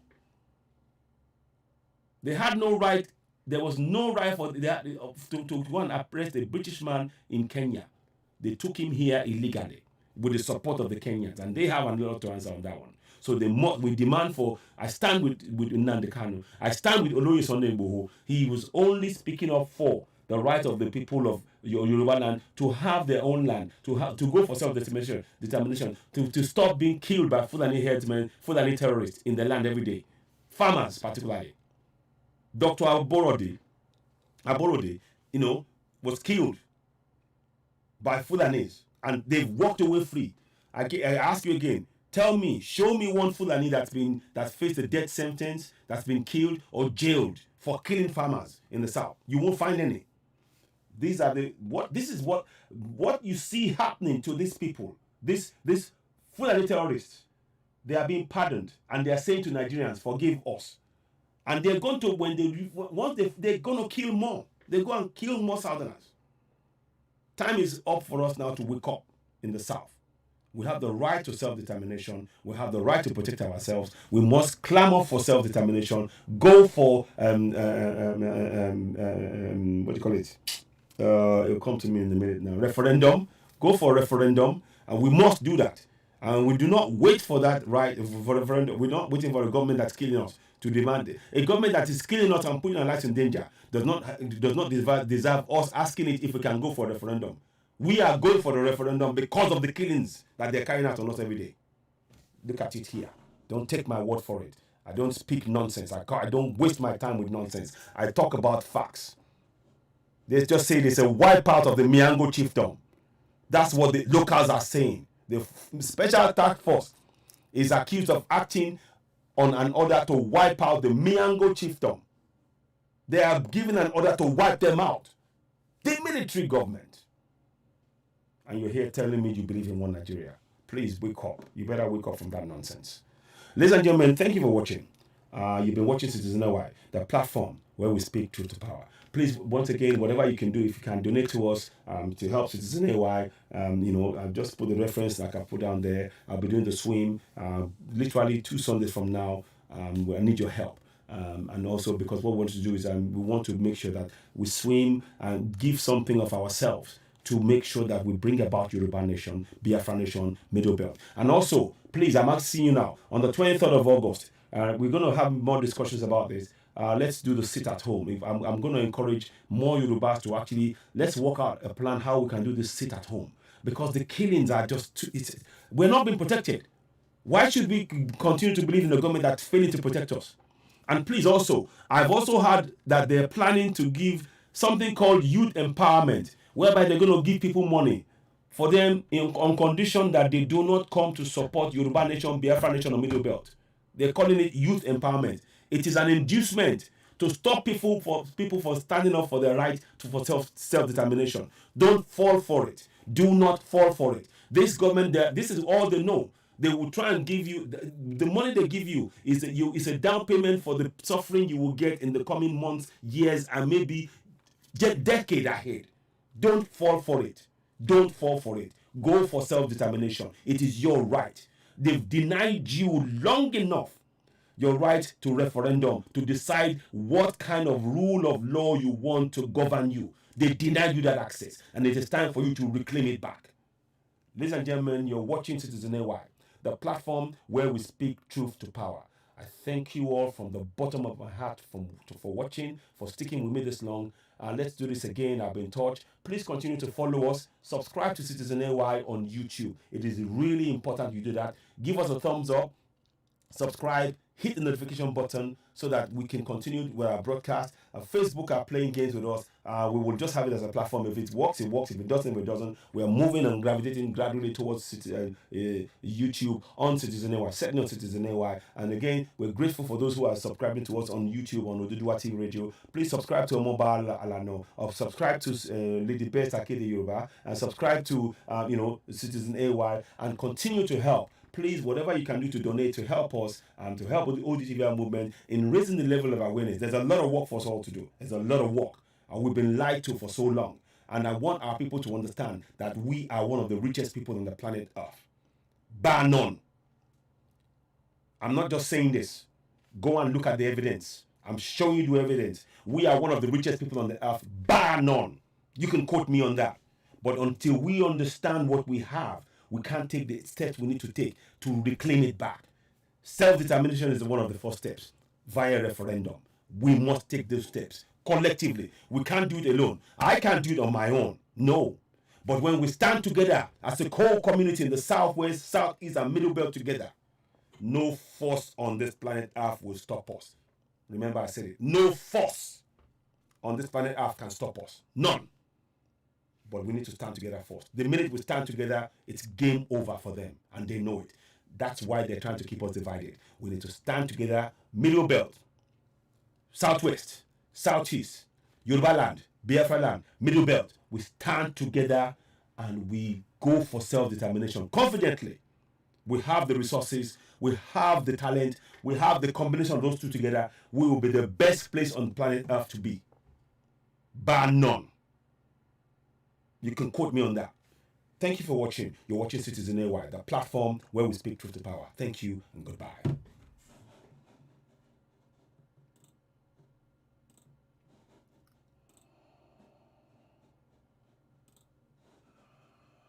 Bear with me.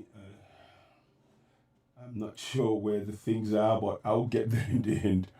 I've got a lot of stuff open that I've been doing, so sometimes it will take some time. But listen, I do thank you for watching, and thank you for sticking with me this long. I'm really, really grateful for your support. I couldn't possibly do any of this without your support and your trust in me, and I will never betray that trust. I will always tell you the honest fact, and I will not, stinge on anything. I will tell you what it is, and we will need this information. We've been denied. Our futures have been snatched away from us. I don't want you to feel sorry. Take the action you need to take for the coming generation. If we redeem the coming generation, then we're fine. We make sure their future is better than what we ever had. Those of us who are abroad now, we now understand that it's an illusion that we are in. We understand that. But what I'm telling you is that the coming generation, we must make sure that all of these things, this information, they have it so they can make informed decisions. Knowing the Bible and the Quran is not doesn't mean you're making informed decisions. They're blinding you. We've all been blinded collectively. That's a plain fact. I don't take pleasure in saying it, but it is a fact. Thank you very much for watching. You're watching Citizen AY, the platform where we speak truth to power. Thank you and goodbye.